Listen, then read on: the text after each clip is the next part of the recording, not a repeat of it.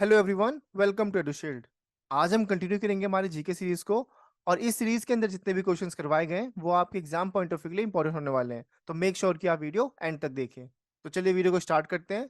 First question है हमारे पास, in which atmospheric layer are the communication satellite located.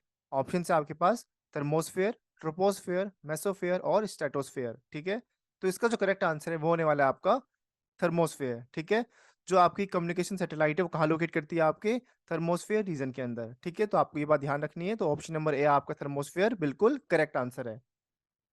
Next question है हमारे पास, the green revolution in India was the outcome of the effort of who amongst the following. ठीक है, तो आपको बताना है जो इंडिया के अंदर आपका ग्रीन रेवोल्यूशन आया उसमें इनमें से किस इंसान का हाथ था। ठीक है, किसका कंट्रीब्यूशन था आपका ग्रीन रेवोल्यूशन के अंदर? तो ऑप्शन है आपके पास doctor M S Swaminathan, doctor C Rangarajan, KV Kamath Kamath और डॉक्टर राकेश मोहन। तो राइट आंसर है इसका आपका option number A, M S Swaminathan. ठीक है, तो एम एस स्वामीनाथन का बहुत बड़ा रोल था आपके ग्रीन रेवोल्यूशन के अंदर, तो ये बात आपको ध्यान रखनी है। ठीक है, नेक्स्ट क्वेश्चन है हमारे पास, the good governance day is observed on which day in India. ठीक है, तो आपको बताना है जो इंडिया के अंदर गुड गवर्नेंस डे बनाया जाता है वो कौन सी डेट को बनाया जाता है। ऑप्शन है आपके पास दिसंबर 22, 25, 21 एंड 24। ठीक है, तो राइट आंसर है इसका आपका 25 को। ठीक है, तो गुड गवर्नेंस डे आपको बनाया जाता है हर साल इंडिया के अंदर 25 को। ठीक है, on the eve of the birth anniversary of former prime minister Atal Bihari Vajpayee. ठीक है, तो आपके अटल बिहारी वाजपेयी के ईव पे आपका बनाया जाता है गुड गवर्नेंस डे, तो ये बात आपको ध्यान रखनी है। तो बी ऑप्शन आपको 25 दिसंबर करेक्ट आंसर है। नेक्स्ट क्वेश्चन है हमारे पास, which city's name means the town of boiled beans. ठीक है, तो आपको बताना है इनमें से किस सिटी का जो एक निकनेम है आपका the town of boiled beans. ठीक है, तो ऑप्शन है आपके पास बोस्टन, बोस्निया, बैंगलोर और बरेली। ठीक है, तो राइट आंसर है इसका आपका बोस्टन। तो बोस्टन का आपका एक तरह से मान लो कि उसका नेम आपका क्या है, निकनेम आपका the town of boiled beans. ठीक है, तो ऑप्शन नंबर ए आपका बिल्कुल करेक्ट आंसर है।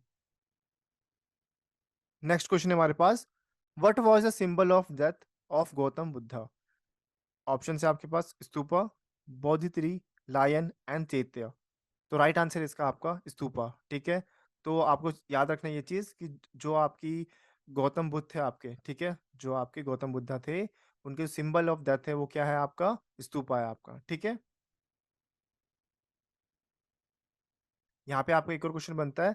यहाँ पे ऑप्शन में आपसे पूछा गया था बोधित्री। ठीक है, तो ये क्या, ये किसका सिंबल है आपका? ये है निर्वाणा का सिंबल। ठीक है, तो जो बोधित्री है आपका वो है आपका निर्वाणा का सिंबल। ठीक है, तो ये बात आपको ध्यान रखनी है। दो क्वेश्चन यहाँ पे बन रहे हैं आपके, एक तो आपका कि सिंबल ऑफ डेथ क्या है आपका, वो है स्तूपा, और जो आपका सिंबल ऑफ निर्वाणा है वो क्या है आपका? बोधि ट्री है आपका। ठीक है, तो ये बात आपको ध्यान रखनी है।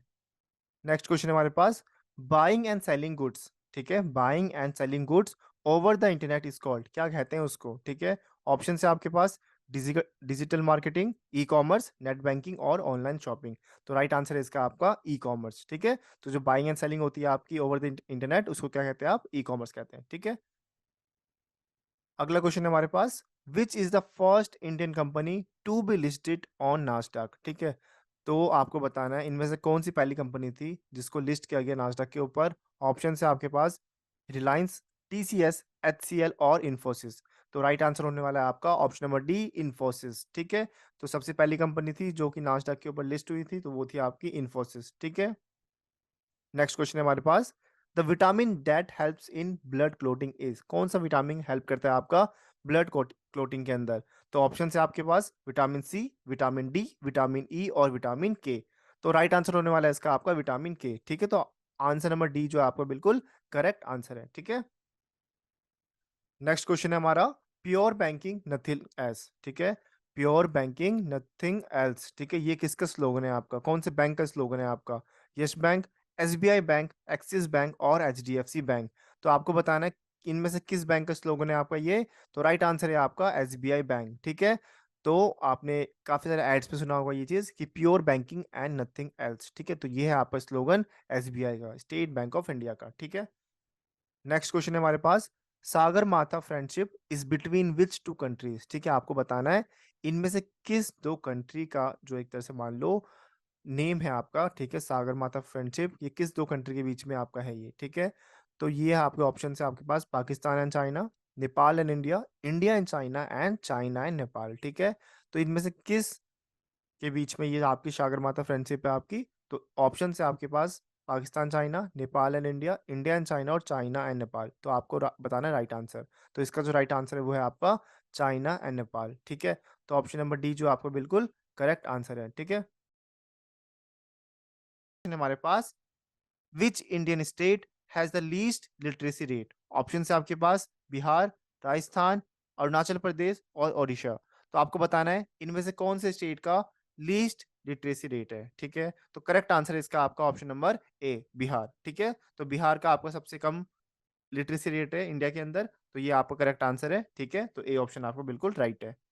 नेक्स्ट क्वेश्चन हमारे पास, सार्क was formed in 1982, 1984, 1985 और 1986, ठीक है। तो इसका जो करेक्ट आंसर है वो होने वाला है आपका 1985, ठीक है। तो ऑप्शन नंबर सी आपका जो बिल्कुल करेक्ट आंसर है, ठीक है। नेक्स्ट क्वेश्चन है हमारे पास, which of the following is not a member of European Union? इसमें से कौन सा जो है आपका मेंबर नहीं है आपका यूरोपियन यूनियन का? ऑप्शन है आपके पास ग्रीस, फिनलैंड, नॉर्वे और यूनाइटेड किंगडम। तो राइट आंसर है इसका आपका option number C, Norway. Norway part नहीं है आपका यूरोपियन यूनियन का। इसके साथ साथ आपको एक और चीज याद रखनी है, जो आपका यूनाइटेड किंगडम है वो भी अब पार्ट नहीं है आपका यूरोपियन यूनियन का, ठीक है। तो इसमें जो आपका सी और डी वो दोनों ही आपका करेक्ट होने वाला है, ठीक है। अभी रिसेंट में आपका यूनाइटेड किंगडम यूरोपियन यूनियन से अलग हो गया है, तो ये बात आपको ध्यान रखना है, ठीक है। नेक्स्ट क्वेश्चन है हमारे पास, ASEAN is headquarter at, ASEAN, ठीक है। ये हेडक्वार्टर कहाँ पे है? माले, काठमांडू, जकार्ता और कुआलालंपुर। तो राइट आंसर है इसका आपका ऑप्शन नंबर सी, जकार्ता के अंदर, ठीक है। तो आशियान का आपको हेडक्वार्टर मिल जाएगा जकार्ता के अंदर, ठीक है। नेक्स्ट क्वेश्चन है हमारे पास, this river was also called the Ganges of south, name the river from the given option. Option है आपके पास गोदावरी, कृष्णा, कावेरी और नॉन ऑफ दिस। तो राइट आंसर होने वाला है आपका इसके अंदर ऑप्शन नंबर सी, ठीक है। कावेरी को हम कहते हैं यहाँ पे गंगेज ऑफ साउथ, ठीक है। तो ये बात आपको ध्यान रखनी है, सी ऑप्शन आपका बिल्कुल करेक्ट आंसर है। नेक्स्ट क्वेश्चन है हमारे पास, वेयर इज दूध सागर वाटरफॉल इन इंडिया? ठीक है, आपको बताना है इसके अंदर कहाँ पे आपका दूध सागर वाटरफॉल है इंडिया के अंदर। ऑप्शन है आपके पास at the border of Indian state of Goa and Karnataka, B option है आपके पास इन कर्नाटका, सी ऑप्शन है आपके पास गुजरात, और डी ऑप्शन आपके पास राजस्थान। तो राइट आंसर इसका आपका option number A, eight the border of Indian state of Goa and Karnataka. जो आपको गोवा और कर्नाटक का बॉर्डर मिलेगा वहां पे आपको मिल जाएगा दूध सागर वाटरफॉल। तो राइट आंसर है आपका option number A. Next question है हमारे पास, what is the height of the Siachen glacier at eastern Karakoram range in the Himalaya mountain? आपको बतानी है क्या हाइट है आपकी सियाचिन ग्लेशियर की, ठीक है। ऑप्शन है आपके पास 5400 मीटर, 6400 मीटर, 5600 मीटर, और डी ऑप्शन है आपके पास 8500 मीटर।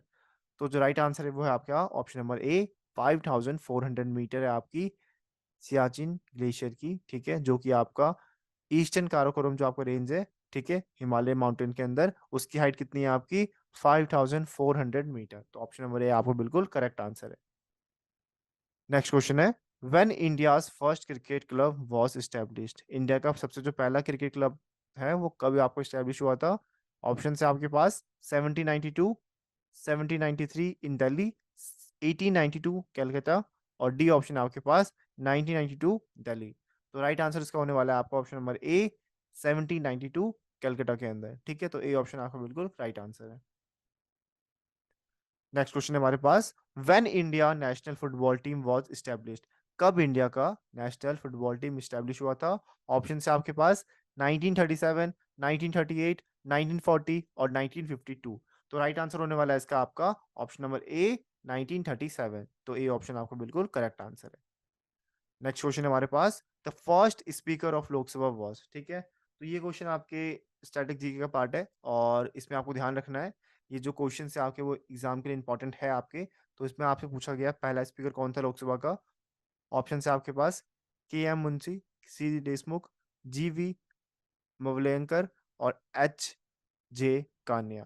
तो राइट आंसर है इसका आपका ऑप्शन नंबर सी, जीवी मवलंकर। ठीक है, तो सी ऑप्शन बिल्कुल करेक्ट आंसर है। बस India is the largest producer of, ठीक है, तो आपको बताना है इंडिया इनमें से किस चीज का सबसे लार्जेस्ट प्रोड्यूसर है। ठीक है, तो कॉटन है ऑप्शन हमारे पास, मिल्क है, मैंगोज है, और ऑल ऑफ दी एबव। ठीक है, तो सही जो आंसर है इसका आपका वो है ऑप्शन नंबर डी। ठीक है, ऑल ऑफ दी एबव आपका करेक्ट आंसर है। आपका मैंगो, मिल्क, मैंगोज, ठीक है, कॉटन, मिल्क, मैंगोज, इन सभी का आपका लार्जेस्ट प्रोड्यूसर है इंडिया। ठीक है, लेकिन इसके साथ साथ आपको और भी बातें याद रखनी है कि और किस चीज का इंडिया लार्जेस्ट प्रोड्यूसर है। ठीक है, मिल्क हो गया, ठीक है, मिलेट्स हो गया, जूट हो गया, जिंजर हो गया, बनानास हो गया, ठीक है, कैस्टर ऑयल हो गया, ठीक है, मैंगोज हो गया, सनफ्लावर ऑयल सीड हो गया, पपाया हो गया। ठीक है, इन सब का, ठीक है, as per the latest report India largest producer है। ठीक है, तो इन सभी के नाम आपको एक बार याद रखने हैं क्योंकि पेपर के अंदर ऑप्शन में आपके कुछ भी आ सकते हैं। ठीक है, तो ऑप्शन नंबर डी आपका करेक्ट आंसर है। और इसके साथ साथ एक बार आप इस पीडीएफ को एक बार नजर मार लेना ताकि आपको ध्यान में आ जाए कि इंडिया किस किस चीज का लार्जेस्ट प्रोड्यूसर और सेकंड लार्जेस्ट प्रोड्यूसर है। ठीक है, जिसे हम बात करते हैं सेकंड लार्जेस्ट प्रोड्यूसर इंडिया आपका टी का। ठीक है, फर्स्ट कौन है, चाइना है। ठीक है, वहीं बात करें शुगर केन का, वो भी आपका सेकंड लार्जेस्ट प्रोड्यूसर है इंडिया, फर्स्ट कौन है, ब्राजील है। ठीक है, तो ऐसे आपको ध्यान रखना है कि इंडिया सेकंड नंबर पे है तो फर्स्ट पे कौन है। ठीक है, तो ऐसी बातें आपको याद रखनी है। यहाँ भी बात करते हैं पोटैटोज की, इंडिया सेकंड पे आता है लेकिन फर्स्ट पे कौन है, चाइना है आपका। ठीक है, ज्यादातर आप जब देखोगे ना, ज्यादातर में आपको चाइना ऊपर मिलेगा, लेकिन जिसमें आपको चाइना ऊपर नहीं मिलेगा तो उस कंट्री को तो आपको ध्यान रखना ही रखना है। ठीक है, जैसे यहाँ पे शुगर केन की बात करते हैं, शुगर केन के अंदर इंडिया सेकंड पे आता है, फर्स्ट पे कौन है, ब्राजील है आपका। ठीक है, तो ऐसे करके आपको ये पूरे एक बार चार्ट को आप फटाफट देख लेना ताकि आपको समझ आ जाए कि लार्जेस्ट कौन है और सेकंड लार्जेस्ट कौन है। ठीक है, तो चलिए हम अगले क्वेश्चन में चलते हैं। नेक्स्ट क्वेश्चन है हमारे पास, India's first rural telephone exchange is located in, ठीक है, कहां पे है इंडिया का पहला रूरल टेलीफोन एक्सचेंज। ठीक है, ऑप्शन है आपके पास कर्नाटक, आंध्र प्रदेश, केरला और उत्तर प्रदेश। तो करेक्ट आंसर है इसका आपका ऑप्शन नंबर ए, कर्नाटक के अंदर है आपका। ठीक है, तो चलिए नेक्स्ट क्वेश्चन पे चलते हैं। The European Union has adopted which of the following as common currency, ठीक है, तो यूरोपियन यूनियन ने इनमें से किस करेंसी को as a common currency adopt कर रखा है।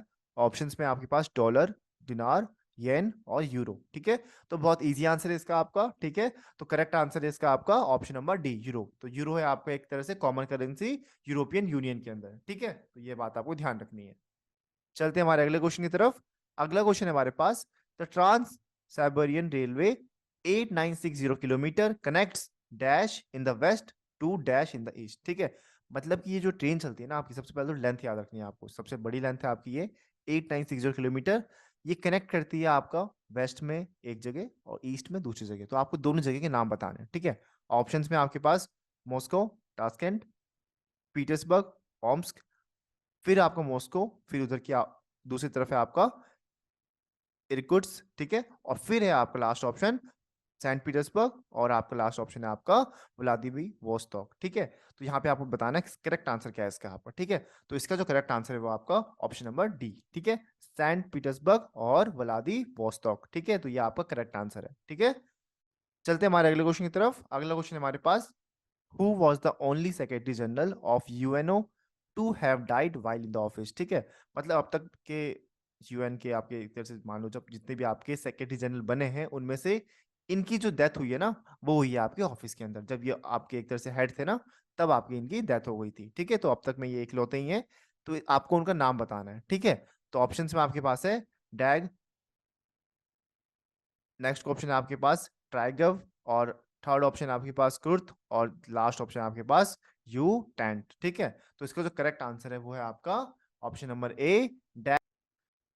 नेक्स्ट क्वेश्चन है हमारे पास, the Reserve Bank of India does not decide the, तो आपको बताना है इसमें से रिजर्व बैंक ऑफ इंडिया क्या डिसाइड नहीं करती है। ठीक है, ऑप्शन है आपके पास rate of repo and reserve repo, marginal standing facility rates और लिक्विडिटी रेशियो। ठीक है, और लास्ट ऑप्शन है आपके पास rate of dearness allowance to government employees. ठीक है, तो करेक्ट आंसर जो है ना इसका आपका वो है आपका ऑप्शन नंबर टी। यहाँ पे आपको एक बात ध्यान रखनी है कि आपसे क्वेश्चन में पूछा क्या गया है, आपसे पूछा गया है कि क्या चीज डिसाइड नहीं करती है। ऊपर की तीन चीज वो डिसाइड करती है लेकिन लास्ट चीज वो डिसाइड नहीं करती है। तो करेक्ट आंसर क्या होगा इसका आपका option number D, rate of dearness allowance to government employees. ये Reserve Bank of India decide नहीं करती है, ठीक है। नेक्स्ट क्वेश्चन है हमारे पास, what is the meaning of four colour dot in the newspaper, ठीक है। मतलब आपको बताना है, आप जब भी न्यूज़पेपर पढ़ते हो ना, तो आपको ये डॉट दिखता होगा हमेशा बीच पेपर के अंदर, ठीक है। इसका मतलब क्या है, ठीक है। तो इसका जो मतलब है ना, सबसे पहले आप इसमें ध्यान रखो कलर कौन कौन से होते हैं, ठीक है। ब्लू होता है, पिंक होता है, येलो होता है और ब्लैक होता है, ठीक है। तो ये जो कलर है ना, ये बताते हैं कि जो प्रिंट हुआ है ना आपके पेपर का, वो प्रॉपरली अलाइंड हुआ है कि नहीं हुआ है, ठीक है। मतलब जब भी आप पेपर देखते होंगे तो हमेशा प्रिंट प्रॉपरली होता है, ठीक है। तो ये बताता कौन है, जो आपको वो चार कलर है ना, अगर वो ढंग से छपे हुए हैं, मतलब कि प्रिंट आपका प्रॉपरली हो रखा है। अगर नहीं होंगे ना, इसका मतलब पेपर की जो प्रिंट है वो अलाइनमेंट में नहीं हो रखी है प्रिंट, ठीक है। तो ये बात आपको इसमें याद रखनी है कि इसका मतलब क्या है, कि पेपर का जो प्रिंट है वो अलाइन में प्रिंट हो रखा है या फिर नहीं हो रखा है, ठीक है। अगर अलाइन में प्रिंट हो रखा है, इसका मतलब वो डॉट अच्छे से आएंगे, नहीं तो नहीं आएंगे, ठीक है। तो ये बात आपको ध्यान रखनी है, अगली बार से जब भी आप देखो ये चीज पेपर के अंदर, तो आपको याद रहनी चाहिए कि इसका मतलब है क्या, ठीक है। चलो भाई, चलते हैं हमारे अगले क्वेश्चन की तरफ। अगला क्वेश्चन है हमारे पास, the largest man made canal in the world is. सबसे इजी क्वेश्चन है आपका, ठीक है। ऑप्शन है आपके पास, Suez canal, the grand, Panama canal और रीने कैनाल, ठीक है। तो करेक्ट आंसर क्या होने वाला है इसका आपका, क्वेश्चन को आपने वापस देखना है। The largest man made canal की बात हो रही है यहाँ पे, मैन मेड, ठीक है। तो मैन मेड कैनाल कौन सा लार्जेस्ट आपका, ऑप्शन नंबर ए, सुएज कैनाल, ठीक है। अब थोड़ी सी बातें याद रख लो इसकी, ठीक है। यहाँ पे आपको सबसे पहले देखना है कि पास कहाँ से होता है सुएज कैनाल। जब भी आप मैप देखो तो आपको पता होना चाहिए कि सुएज कैनाल पास हो कहाँ से रहा है, ठीक है। तो ये आपको दिख रहा होगा इजिप्ट, ठीक है। तो यहाँ से होके निकलती है आपकी सुएज कैनाल, ठीक है। और ये मैनमेड कैनाल है। अब बनाया कब गया था ये आपका, ठीक है। ये बनाया गया था आपका 1859 से लेकर के 1869 तक। सोचो 10 साल लग गए इसको बनाने में, ठीक है। और किसने बनाया था, एक सुएज कैनाल कंपनी थी आपकी, उन्होंने बनाया था। कब से कब तक, 1859 से लेकर के 1869 तक, ठीक है। तो ये तीन बातें आपको इसमें याद रखनी है। होकर कहाँ जाती है आपकी, इजिप्ट से होकर जाती है आपकी, ठीक है। यहाँ पे दिख रहा होगा आपको, इजिप्ट वाला पार्ट जो है आपको वहां से होकर जाती है। प्लस में किसने बनाया, सुएज कैनाल कंपनी ने बनाया। कब से कब तक बनाया, 1859 से लेकर के 1869 तक बनाया इन्होंने, ठीक है। अगला जो क्वेश्चन है आपका वो ये है, the Essar group of companies has been promoted by, ठीक है। जो आपके इसार ग्रुप ऑफ कंपनीज है, उसके प्रमोटर्स कौन से आपके, अंबानी, कनोरियाज, ठीक है, और ड्यूआस और गोइंकास। तो करेक्ट आंसर है इसका आपका ऑप्शन नंबर सी, डुआस, ठीक है। तो ये आपके प्रमोटर है इसार ग्रुप के, ठीक है। तो ये बात आपको याद रखनी है। नेक्स्ट क्वेश्चन हमारे पास, telegraphic code was introduce by. तो आपको बताना है जो टेलीग्राफिक कोड है आपके, वो इनमें से किस इंसान ने इंट्रोड्यूस किया था आपका, लिपमैन, मैकमिलान, थॉमस और कॉकरेल, ठीक है। तो करेक्ट आंसर होने वाला है इसका आपका option number C, Thomas More, ठीक है। तो ये जो आपका करेक्ट आंसर है, इन्होंने क्या इंट्रोड्यूस किया था आपका, टेलीग्राफिक कोड इंट्रोड्यूस किया था, ठीक है। Of the following personalities gave the laws of heredity. Option है आपके पास, Robert Hooke, G J Mendel, Charles Darwin और विलियम हार्वे। तो राइट आंसर है इसका आपका ऑप्शन नंबर बी, ठीक है। जो आपके जी जे मेंडल थे, इन्होंने दिया था लॉज ऑफ हेरिडिटी। तो राइट आंसर है आपका option number B. Next question है हमारे पास, name the person who was also known as Deshbandhu. Option है आपके पास, एस राधाकृष्ण, जी के गोखले, चित्तरंजन दास और मदन मोहन मालवीय। तो राइट आंसर है इसका आपका ऑप्शन नंबर सी, जो आपके चित्तरंजन दास थे, उनको कहा जाता था देश बंधु, ठीक है। तो राइट आंसर है आपका option number C. Next question हमारे पास, which of the following is not the language enshrined in the 8th schedule of the Indian Constitution as the language of the state। Option है आपके पास, Nepali, Kashmiri, English और कोंकणी। तो right answer है इसका आपका option number सी, English, ठीक है। तो सी ऑप्शन आपका बिल्कुल करेक्ट आंसर है। नेक्स्ट क्वेश्चन है हमारे पास, the capital of Uttarakhand is. Option है आपके पास, मसूरी, देहरादून, नैनीताल और नन ऑफ द अबव। तो राइट आंसर है इसका आपका ऑप्शन नंबर बी, ठीक है। तो जो आपका देहरादून है वो इनमें से कैपिटल है आपका उत्तराखंड का, ठीक है। और एक और चीज आपका, जो आपके सीयूटी का पेपर था लास्ट ईयर का भी, और जो आपका अभी मॉक टेस्ट भी आया है, तो उसमें कई आपसे एक बार कैपिटल पूछ रखा है, ठीक है। तो मेक श्योर कि आप एक बार जितने भी स्टेट्स है और जितने भी आपके यूटीज है उनके एक बारी कैपिटल आप एक बारी देख लो, ठीक है, क्योंकि पेपर के अंदर आपको पता नहीं कोई से भी आपका स्टेट कैपिटल पूछा जा सकता है, ठीक है, तो मेक श्योर कि आप एक बार वो सारा चेकआउट कर लो। बाकी जो आपकी मॉक टेस्ट थी आपकी, उसकी वीडियो डल चुकी है आपकी, जो एनटीए ने आपको रिलीज किया था सीयूटी का मॉक टेस्ट, हमने उसका जीडी सेक्शन को सॉल्व कर रखा है, तो मेक श्योर कि आप चैनल में जाकर के उस वीडियो को चेकआउट कर लो, आपको उससे बहुत ज्यादा हेल्प होने वाली है, ठीक है। तो चलिए आगे चलते हैं हमारे अगले क्वेश्चन की तरफ। अगला क्वेश्चन हमारे पास, World trade Organisation came into existence in 1992, 1993, 1994 और 1995, ठीक है। कब आया था एग्जिस्टेंस के अंदर आपका वर्ल्ड ट्रेड ऑर्गेनाइजेशन? तो राइट आंसर है इसका आपका ऑप्शन नंबर डी, 1995 के अंदर, ठीक है। तो डी ऑप्शन आपका बिल्कुल राइट आंसर है। नेक्स्ट क्वेश्चन हमारे पास, according to the constitution of India, which of the following is not one of the main organ of the government, ठीक है। क्वेश्चन को आपने ध्यान से देखना है, आपसे इज नॉट पूछा गया है, ठीक है। Which of the following is not one of the main organ of the government, ठीक है। ऑप्शन है आपके पास लेजिस्लेचर, ब्यूरोक्रेसी, एग्जीक्यूटिव और जुडिशरी। तो राइट आंसर है इसका आपका ऑप्शन नंबर बी, ब्यूरोक्रेसी, ठीक है। तो इसमें आपको ध्यान रखना है गवर्नमेंट का ये पार्ट नहीं है आपका मेन ऑर्गन में, ठीक है। क्या क्या होंगे आपके, आपका लेजिस्लेचर पार्ट है, एग्जीक्यूटिव पार्ट है, जुडिशरी पार्ट है, बट जो आपका ब्यूरोक्रेसी है वो इसका पार्ट नहीं है, ठीक है। तो यह बात आपको ध्यान रखनी है। नेक्स्ट क्वेश्चन है हमारे पास, in which year did the cabinet mission arrived in India, ठीक है। कौन सी ईयर के अंदर आया था आपका? 1942, 43, 45 एंड 46। तो राइट आंसर है इसका आपका ऑप्शन नंबर डी, 1946 के अंदर आपका आया था कैबिनेट मिशन, ठीक है। तो ये आपको ध्यान रखना है। नेक्स्ट क्वेश्चन है हमारे पास, पंचायती राज कम्स अंडर, ठीक है। पंचायती राज कौन से आपके एक तरह से लिस्ट में आता है? Residual list, concurrent list, state list और यूनियन लिस्ट। तो राइट आंसर है इसका आपका option number C, state list, ठीक है। तो पंचायती राज आपका कहाँ पे आता है? स्टेट लिस्ट के अंदर आता है, ठीक है। तो सी ऑप्शन आपका बिल्कुल करेक्ट आंसर है। नेक्स्ट क्वेश्चन है हमारे पास, when did the war of American independence take place? कब हुआ था आपका वॉर ऑफ अमेरिकन इंडिपेंडेंस, ठीक है। ऑप्शन है आपके पास 1770, 1772, 1774 और 1776। तो राइट आंसर है इसका आपका ऑप्शन नंबर डी, 1776, ठीक है। तो बिल्कुल आपको मार्क करना है डी ऑप्शन, वो आपको बिल्कुल राइट आंसर है।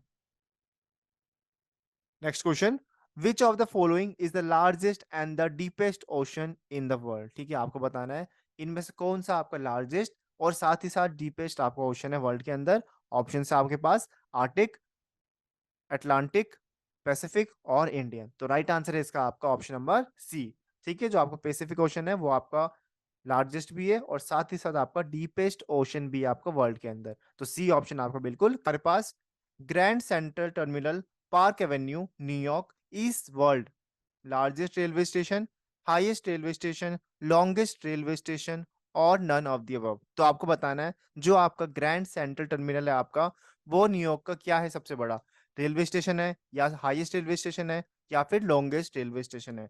तो जो इसका करेक्ट आंसर है वो है आपका ऑप्शन नंबर ए, ठीक है। तो ग्रैंड सेंट्रल टर्मिनल आपका लार्जेस्ट रेलवे स्टेशन है, ठीक है। तो ये बात आपको ध्यान रखना है।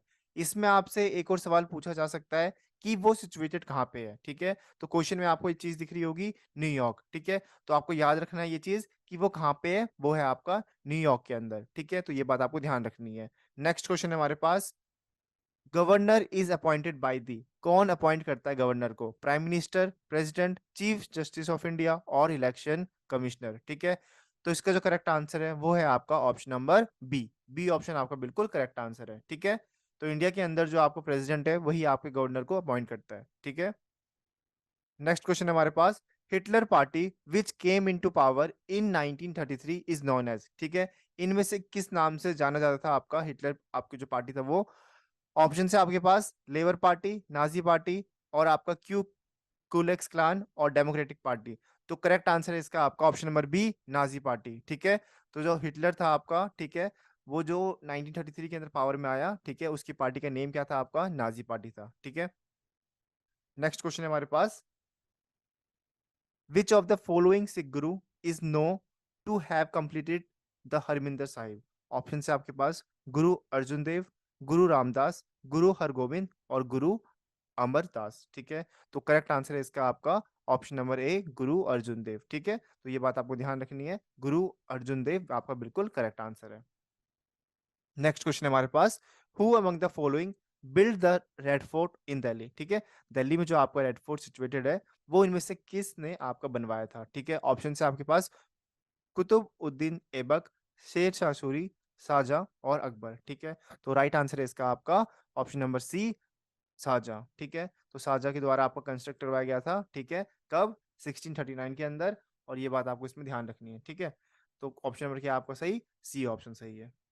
चलते हैं हमारे अगले क्वेश्चन की तरफ। अगला क्वेश्चन है हमारे पास, Agra city was founded in which of the following year. ठीक है, कब फाउंड किया गया था आगरा सिटी को? ऑप्शन है आपके पास 1504, 1510, 1516 और 1520। ठीक है, तो राइट आंसर है इसका आपका ऑप्शन नंबर ए 1504 के अंदर। ठीक है, इसमें आपको एक चीज ध्यान रखनी है, किसने फाउंड किया था। तो एक तो आपको ये पता चल गया 1504 के अंदर आपका आगरा फाउंड किया गया। किसने फाउंड किया?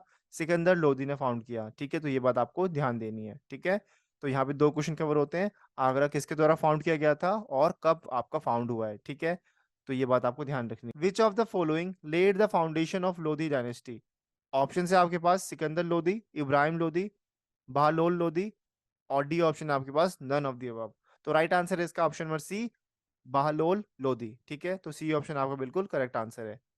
नेक्स्ट क्वेश्चन है हमारे पास, which of the following cities was capital of Maharaja Ranjit Singh. Option है आपके पास अमृतसर, पटियाला, लाहौर और कपूरथला। ठीक है, तो राइट आंसर है इसका आपका ऑप्शन नंबर सी, लाहौर। ठीक है, नेक्स्ट क्वेश्चन है, which among the following was the venue of INA trial. Option है आपके पास Calcutta high court, supreme court, federal court और रेड फोर्ट। तो राइट आंसर है इसका आपका option number D, Red Fort. ठीक है, तो ये बात आपको इसमें ध्यान रखनी है, रेड फोर्ट आपका बिल्कुल करेक्ट आंसर है।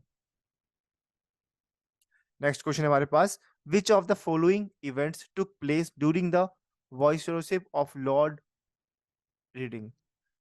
Option A Chauri Chaura incident, option B Moplah rebellion, option C formation of Swaraj party, option D all of the above. तो राइट आंसर है इसका आपका option number D, all of the above. ये सारे इवेंट आपके उस टाइम पे हुए थे।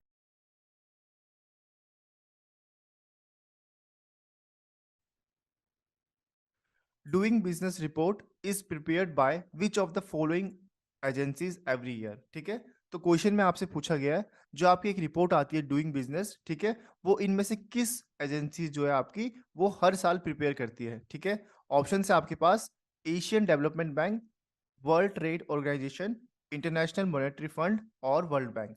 तो जो आपका करेक्ट आंसर है इसमें वो होने वाला है आपका वर्ल्ड बैंक। जो डी ऑप्शन जो है आपका वर्ल्ड बैंक, वो प्रिपेयर करती है आपकी डूइंग बिजनेस रिपोर्ट हर साल। ठीक है, तो ये बात आपको याद रखनी है, ऑप्शन डी जो है आपका बिल्कुल करेक्ट आंसर है। नेक्स्ट क्वेश्चन हमारे पास, which bank has the tagline your trusted family bank. अब आपको ये तो पता ही है, जो भी कंपनीज होती है या फिर जो भी बैंक्स होते हैं, ठीक है, उसकी एक टैगलाइन होती है। तो आपको यहाँ पे बताना है किस बैंक की जो टैगलाइन है वो है your trusted family bank. Option है आपके पास इंडियन ओवरसीज बैंक, देना बैंक, इंडियन बैंक और लास्ट ऑप्शन है आपके पास यस बैंक। ठीक है, तो इसका जो करेक्ट आंसर है वो है आपका ऑप्शन नंबर बी, देना बैंक। ठीक है, जो देना बैंक है आपका वो एक पब्लिक सेक्टर बैंक है, इसके साथ साथ इसकी जो टैगलाइन है आपकी वो है योर ट्रस्टेड फैमिली बैंक। ठीक है, और कुछ बातें आपको इसके लिए याद रखनी है इसके अंदर, बैंक की हेडक्वार्टर कहाँ पे है आपकी, जो हेडक्वार्टर है आपका वो मुंबई के अंदर है। इसके साथ साथ कब फाउंड हुआ था ये बैंक, तो ये बैंक आपका पुराना बैंक है बहुत ज्यादा ही। ठीक है, यहाँ पे आप देख पा रहे हो स्क्रीन के अंदर 1938 के अंदर ये बैंक फाउंड हुआ था आपका। ठीक है, और 1969 के अंदर ये नेशनलाइज कर दिया गया था। ठीक है, तो यहाँ पे आपके तीन क्वेश्चन यहाँ से निकल रहे हैं। सबसे पहली चीज, देना बैंक का जो टैगलाइन है वो क्या है आपका योर ट्रस्टेड फैमिली बैंक। इसके साथ साथ हेडक्वार्टर कहाँ पे है इसका, मुंबई के अंदर। और लास्ट चीज, ये कब फाउंड हुई थी, 1938 के अंदर। तो ये तीन क्वेश्चन आपके यहाँ से बनते हैं। ठीक है, चलते हैं हमारे अगले क्वेश्चन की तरफ। नेक्स्ट क्वेश्चन है हमारे पास, first bank to introduce ATM in India is. ठीक है, बहुत ही अच्छा क्वेश्चन है, आपको पता भी होना चाहिए क्वेश्चन आपको कि एटीएम को इंडिया के अंदर सबसे पहले किस बैंक ने इंट्रोड्यूस किया था। ऑप्शन है आपके पास ICICI bank, HSBC bank, HDFC bank और यस बैंक। तो जो करेक्ट आंसर है इसका आपका वो है आपका ऑप्शन नंबर बी। ठीक है, एचएसबीसी। ठीक है, Hong Kong and Shanghai banking corporation, ये जो बैंक है आपका, इन्होंने इंडिया के अंदर 1987 के अंदर आपका एटीएम को इंट्रोड्यूस किया था, ठीक है। और मुंबई के अंदर आपका पहला एटीएम खोला गया था आपका, ठीक है। तो ये बात आपको ध्यान रखनी है, बैंक का नाम याद रखना है। हांगकांग एंड शंघाई बैंकिंग जो आपका कॉर्पोरेशन है, उन्होंने यहाँ पे इंडिया के अंदर पहली बार 1987 में जाकर के आपके एटीएम कॉन्सेप्ट को इंट्रोड्यूस किया था इंडिया के अंदर, मुंबई के अंदर, ठीक है। तो यहाँ पे तीन बात आपको ध्यान रखनी है। बैंक की फुल फॉर्म ये भी आपको पूछी जा सकती है, कब इंट्रोड्यूस किया था, 1987 के अंदर, ठीक है। तो ये बात आपको ध्यान रखनी है। तो option number B correct answer है। चलते हैं हमारे अगले क्वेश्चन की तरफ। अगला क्वेश्चन है हमारे पास, ब्रीडिंग एंड मैनेजमेंट ऑफ बीज इज कॉल्ड, ठीक है। ऑप्शन है आपके पास पिसिकल्चर, आपका सेरिकल्चर, सिल्वीकल्चर और एपीकल्चर, ठीक है। तो करेक्ट आंसर इसका आपका ऑप्शन नंबर डी, ठीक है। जो एपीकल्चर है आपका बिल्कुल करेक्ट आंसर है। तो इसमें आपको बताना है बेसिकली कि ब्रीडिंग और मैनेजमेंट ऑफ बीज, ठीक है, उसको क्या कहते हैं, ठीक है। तो करेक्ट आंसर है आपका इसका ऑप्शन नंबर डी, एपीकल्चर, ठीक है। चलते हैं हमारे अगले क्वेश्चन की तरफ। Hockey was introduce in the Asian games in, ठीक है। आपको पता है एशियन गेम्स होते हैं आपके, ठीक है, वहां पे हॉकी को कब इंट्रोड्यूस किया गया था, ठीक है, कौन से वाले ईयर के अंदर। ऑप्शन है आपके पास 1958 जो टोक्यो में हुआ था, 1962 जकार्ता में जो हुआ था आपका, 1966 जो बैंकॉक में हुआ था आपका, या फिर 1970 जो कि आपका बैंकॉक में ही हुआ था, ठीक है। तो इसका जो करेक्ट आंसर है वो है आपका 1958 टोक्यो वाले एशियन गेम्स के अंदर, ठीक है। तो 1958 के अंदर आपका जो हॉकी था उसको इंट्रोड्यूस कर दिया गया था। तो ऑप्शन नंबर ए आपका बिल्कुल करेक्ट आंसर है। चलते हैं हमारे अगले क्वेश्चन की तरफ। अगला क्वेश्चन हमारे पास, who is the primary author of HTML, ठीक है। जो आपका HTML है उसके प्राइमरी ऑथर कौन है आपके। ऑप्शन है आपके पास Sabeer Bhatia, Tim Berner, Brydon और लास्ट ऑप्शन है आपके पास गूगल, ठीक है। तो इसका जो करेक्ट आंसर है वो है आपका option number B, Tim Berner जो है आपके, वो बिल्कुल करेक्ट आंसर होंगे और ये है आपके ऑथर HTML के, ठीक है। चलते हैं हमारे अगले क्वेश्चन की तरफ। अगला क्वेश्चन हमारे पास, बर्थडे का cup is associated with, option है आपके पास बैडमिंटन, टेनिस, फुटबॉल और हॉकी। तो इसका जो करेक्ट आंसर है वो है आपका सी, फुटबॉल, ठीक है। तो जो आपका बर्थडे का कप है आपका, वो किससे एसोसिएटेड है, वो फुटबॉल से है, ठीक है। तो चलते हैं हमारे अगले क्वेश्चन की तरफ। अगला क्वेश्चन है हमारे पास, the first modern warship built in India in 1952 was. तो इंडिया के अंदर ना 1952 के अंदर वॉरशिप बिल्ट की गई थी, ठीक है, मॉडर्न वॉरशिप। तो वो कौन सा था इनमें से, INS Goa, INS Nilgiri, INS Kailash और INS विक्रम, ठीक है। तो इसका जो करेक्ट आंसर है वो है आपका option number B, INS Nilgiri, ठीक है। तो बी ऑप्शन जो आपका बिल्कुल करेक्ट है। ये जो नीलगिरी थी आपकी, इसे बिल्ड किया गया था 1952 और ये पहला हमारा मॉडर्न वॉरशिप था, ठीक है। और इसे बिल्ड कब किया गया था, 1952 के अंदर, ठीक है। चलते हैं हमारे अगले क्वेश्चन की तरफ। What is the name of Sweden prime parliament, ठीक है। तो आपको बताना है जो स्वीडन का जो पार्लियामेंट है उसको क्या कहते हैं, ठीक है। जैसे हमारे पार्लियामेंट को संसद कहते हैं, ठीक है, ऐसे ही जापान के पार्लियामेंट को डाइट कहते हैं। तो वहां के पार्लियामेंट को कहते क्या है। ऑप्शन है आपके पास शॉर्टिंग, ठीक है, नेसेट, रिक्सटैग और सेजम, ठीक है। तो इसमें जो करेक्ट आंसर है आपका वो होने वाला है आपका ऑप्शन नंबर सी, रिक डैग, रिक्सटैग, ठीक है। तो डी ऑप्शन आप, जो सी ऑप्शन है आपका रिक्सटैग, वो बिल्कुल करेक्ट आंसर है, ठीक है। India became the first country to partner with which global company on disaster response management, ठीक है। तो आपको इसके अंदर बताना है, इंडिया पहली ऐसी कंट्री बनी है जिसने ग्लोबल कंपनी के साथ पार्टनरशिप किया, किसमें, डिजास्टर रिस्पॉन्स मैनेजमेंट के अंदर, ठीक है। तो वो कंपनी कौन सी है आपकी जिसके साथ इन्होंने पार्टनर किया इंडिया ने, ठीक है। ऑप्शन है आपके पास ट्विटर, गूगल, फेसबुक और माइक्रोसॉफ्ट। तो इसका जो करेक्ट आंसर है वो है आपका ऑप्शन नंबर सी, फेसबुक, ठीक है। तो फेसबुक के साथ मिलकर इन्होंने एक पार्टनरशिप किया है और जिसमें इन्होंने किस पे काम करना स्टार्ट करेंगे, वो डिजास्टर रिस्पॉन्स मैनेजमेंट, ठीक है। तो आपका जो ऑप्शन नंबर सी है फेसबुक, वो बिल्कुल करेक्ट आंसर है, ठीक है। Who set up the world first floating ATM. तो आपको बताना है इनमें से किस बैंक ने सेटअप किया हमारा वर्ल्ड का पहला फ्लोटिंग एटीएम को, ठीक है। ऑप्शन है आपके पास bank of America, Barclays bank, Axis bank और स्टेट बैंक ऑफ इंडिया। तो करेक्ट आंसर है इसका आपका ऑप्शन नंबर डी। तो स्टेट बैंक ऑफ इंडिया है, उसने आपका सेटअप किया है पहला फ्लोटिंग एटीएम, ठीक है। इसके साथ साथ इस क्वेश्चन में आपको एक और क्वेश्चन आपको मिल जाएगा कि कहाँ पे सेटअप किया है, तो वो है आपका केरला के अंदर। ठीक है, तो दो क्वेश्चन यहाँ पे आपके निकल रहे हैं। पहला क्वेश्चन, किसने सेटअप किया है? स्टेट बैंक ऑफ इंडिया ने। ठीक है, क्या सेटअप किया है? आपका पहला फ्लोटिंग बैंक। और तीसरा क्वेश्चन इसके अंदर कि कहाँ पे सेटअप किया है, तो करेक्ट आंसर है वो आपका केरला। ठीक है, तो ये ऐसे आपको क्वेश्चन को ध्यान रखना है। चलते हैं हमारे अगले क्वेश्चन की तरफ। नेक्स्ट क्वेश्चन है हमारे पास, थ्री प्रेसिडेंसी बैंक्स, जो कि आपका bank of Madras, bank of Bombay और बैंक ऑफ कलकत्ता, उसको मर्ज करके क्या आपका नया फॉर्म हुआ था? ठीक है, new bank of India, corporation bank, reserve Bank of India और इंपीरियल बैंक, जिसको आज के टाइम पे एसबीआई कहते हैं। तो इसका जो करेक्ट आंसर होने वाला है वो होने वाला है आपका ऑप्शन नंबर डी, एसबीआई। ठीक है, तो आफ्टर इंडिपेंडेंस आप कह सकते हो जो आपके तीन बैंक्स थे, bank of Madras, bank of Bombay और बैंक ऑफ कलकत्ता, इसको मर्ज करके आपका एक नया बैंक फॉर्म होता है, वो है आपका इंपीरियल बैंक ऑफ इंडिया, जिसको आज के टाइम पे आप एसबीआई के नाम से जानते हो, इस पे स्टेट बैंक ऑफ इंडिया के नाम से। ठीक है, तो जो डी ऑप्शन है आपका बिल्कुल करेक्ट आंसर है। नेक्स्ट क्वेश्चन है हमारे पास, which super computer is developed by the Indian scientist? इसमें से आपके किस सुपर कंप्यूटर को आपको डेवलप किया गया है इंडियन साइंटिस्ट के द्वारा?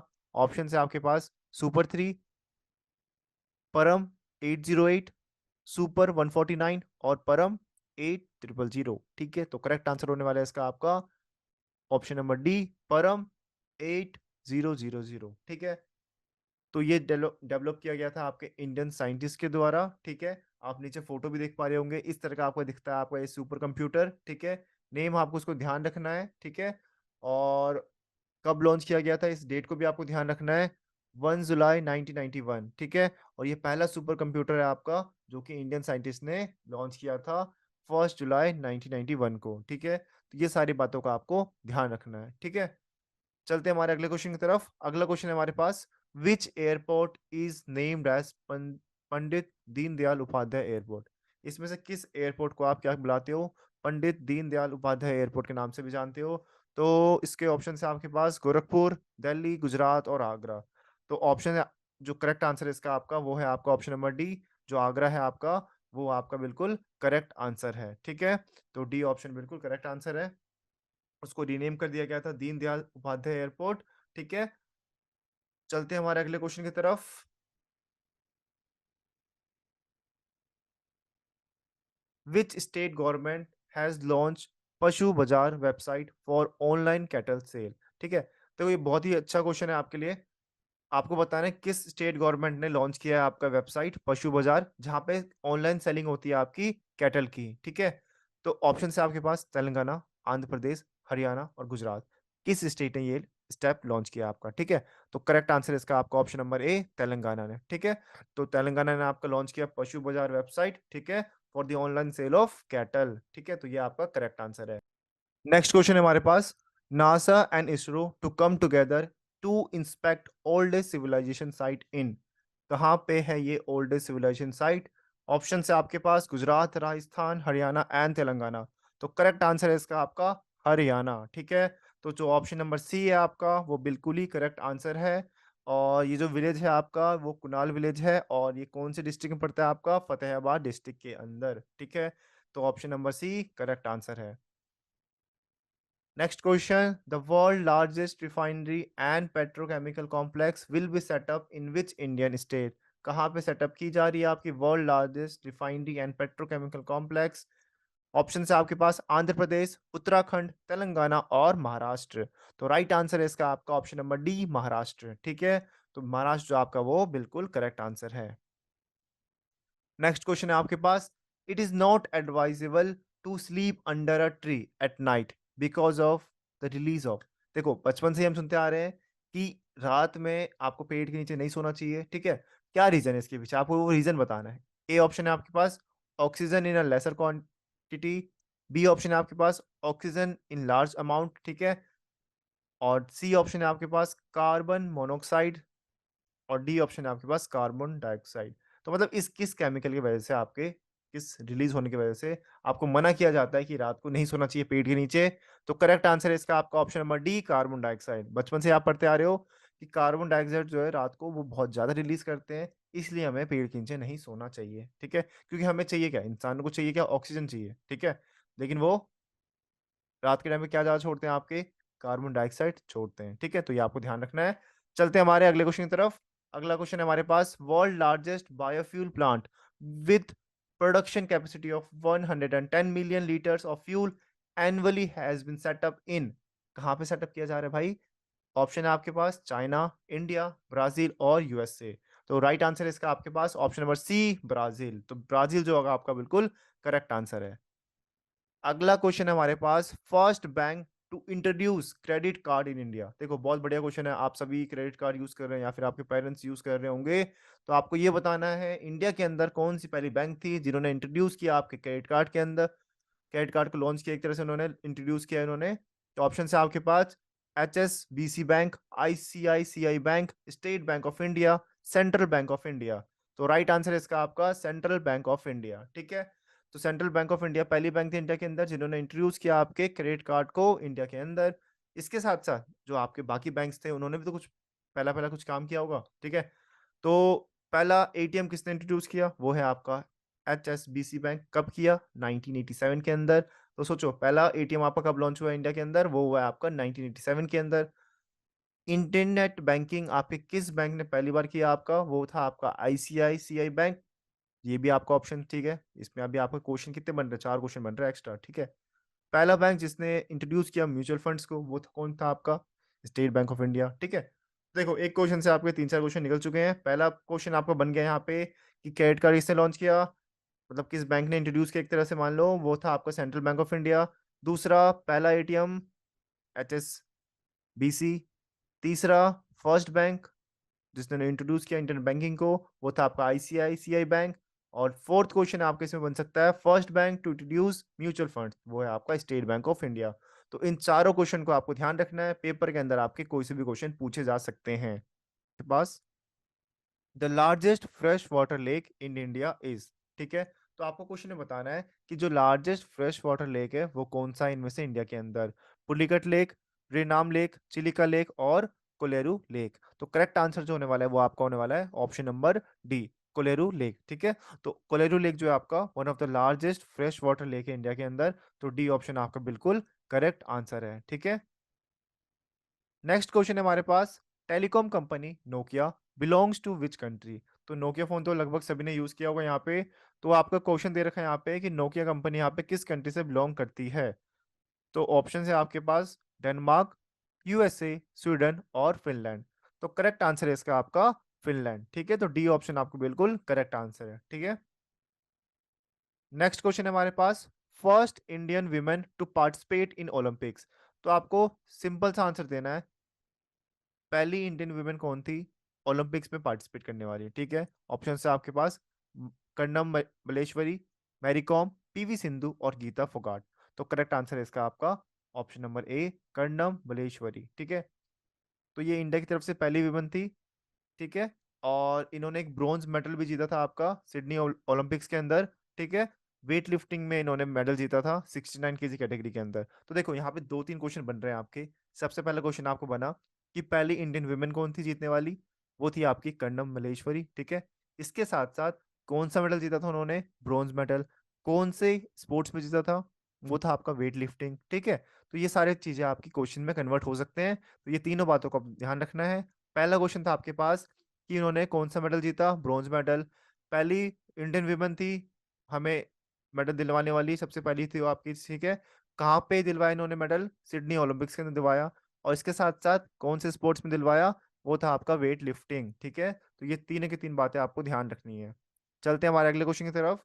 अगला क्वेश्चन हमारे पास, what is the saddest fruit. तो देखो क्वेश्चन भी इतना बढ़िया है आपके पास कि इनमें से किसे कहते हैं हम सबसे ज्यादा सैडेस्ट फ्रूट। ठीक है, लॉजिक है इसके पीछे, ऐसे नहीं क्वेश्चन ऐसे बना दिया गया है। ऑप्शन है आपके पास ब्लैकबेरीज, स्ट्रॉबेरीज, ब्लूबेरीज और पाइन एप्पल्स। ठीक है, तो आंसर है इसका आपका ऑप्शन नंबर सी। ठीक है, ब्लूबेरीज। ठीक है, अब आप सोच रहे हो कि कैसा क्वेश्चन है ये आपका, सैडेस्ट फ्रूट क्यों कहते हैं इसको। ठीक है, तो इसके पीछे रीजन सुन लो आप। ठीक है, जो रीजन होने वाला है वो ये होने वाला है, जब इंग्लिश में आप कलर्स सम कलर्स को ना जैसे एसोसिएट करते हैं फीलिंग से, कुछ कलर ऐसे होते हैं जिसको आप मानते हो फीलिंग के रिलेट करते हो एक तरह से आप। ठीक है, तो ब्लू को आप कैसे रिलेट करते हो, सैडनेस से। ठीक है, और जब आप देखोगे ब्लूबेरीज को, ठीक है, उसका नेम में इंडिकेट कर रखा है। ठीक है, तो उससे आप समझ सकते हो कि उसका नाम सैडेस्ट फ्रूट में क्यों गिना जा रहा है, ठीक है, क्योंकि वो ब्लूबेरीज आपने देखा ही होगा, ठीक है। तो इसके हिसाब से हम क्या मानते हैं उसको, सबसे ज्यादा सैडेस्ट फ्रूट मानते हैं, ठीक है, इस लॉजिक के हिसाब से, ठीक है। तो आसान क्वेश्चन है, याद रह सकता है आपको। अब आपको ध्यान रखना है कि जब भी आप ब्लूबेरीज खाओ तो आपको याद रहेगा ये तो सबसे सैडेस्ट फ्रूट है, ठीक है। तो ये बात आपको ध्यान रखनी है। अगले क्वेश्चन में चलते हैं हम हमारे। अगला क्वेश्चन है हमारे पास, what part of the cheque is the least important, ठीक है। मतलब जब आपने चेक देखा होगा भरते वक्त या फिर जमा करते वक्त, तो उसमें आपको बताना है सबसे लीस्ट इंपॉर्टेंट क्या होता है, ठीक है। ऑप्शन है आपके पास memo line, the cheque number, routing number और सिग्नेचर लाइन, ठीक है। चलो अब फटाफट से इसका आंसर देख लेते हैं। जो करेक्ट आंसर होने वाला है वो होने वाला है मेमो लाइन। अब देख लो यहाँ पे पिक्चर्स भी आपके सामने दे रखी है। पिक्चर में आप देख पा रहे होगे यहाँ पे आपको सबसे नीचे मेमो लाइन का ऑप्शन दिख रहा होगा, ठीक है। तो ये सबसे ज्यादा चेक के अंदर लीस्ट इंपॉर्टेंट होती है, मतलब सबसे कम काम होता है इसका। और मेमो लाइन क्या डिस्क्राइब करता है आपका पर्पस ऑफ चेक, ठीक है। तो इसलिए क्या कहते हैं, इसे लीस्ट इंपॉर्टेंट कहते हैं पूरे चेक्स के अंदर। अब ऑब्वियस सी बात है, जो आपके नंबर होने वाला है अकाउंट नंबर वो इंपॉर्टेंट होगा, डेट इंपॉर्टेंट होगा, अमाउंट कितना डालने वाले वो इंपॉर्टेंट होगा। जो लीस्ट इंपॉर्टेंट होगा वो क्या होगा, मेमो लाइन, ठीक है। तो ये आपको ध्यान रखना है। चलो जी अगले क्वेश्चन में चलते हैं हमारे। अगला क्वेश्चन है हमारे पास, film and TV institute of India is located at. जो आपका फिल्म एंड टीवी इंस्टीट्यूट है आपका इंडिया के अंदर, वो कहाँ पे लोकेटेड है, ठीक है। ऑप्शन है आपके पास पुणे महाराष्ट्र, ठीक है, राजकोट, पिंपरी जो भी महाराष्ट्र के अंदर ही है, ठीक है, पेराम्बर, ठीक है, वो है आपका तमिलनाडु के अंदर। तो इसमें से बताओ फटाफट से कौन सा आपका करेक्ट आंसर होने वाला है, ठीक है। तो भाई फटाफट से आंसर देख लेते हैं हमारे यहाँ पे। ऑप्शन नंबर ए जो है आपका पुणे, वो आपका करेक्ट आंसर होने वाला है। तो पुणे में मिलेगा आपको film and TV institute of India, ठीक है। और पुणे कहाँ पे आपका, महाराष्ट्र के अंदर।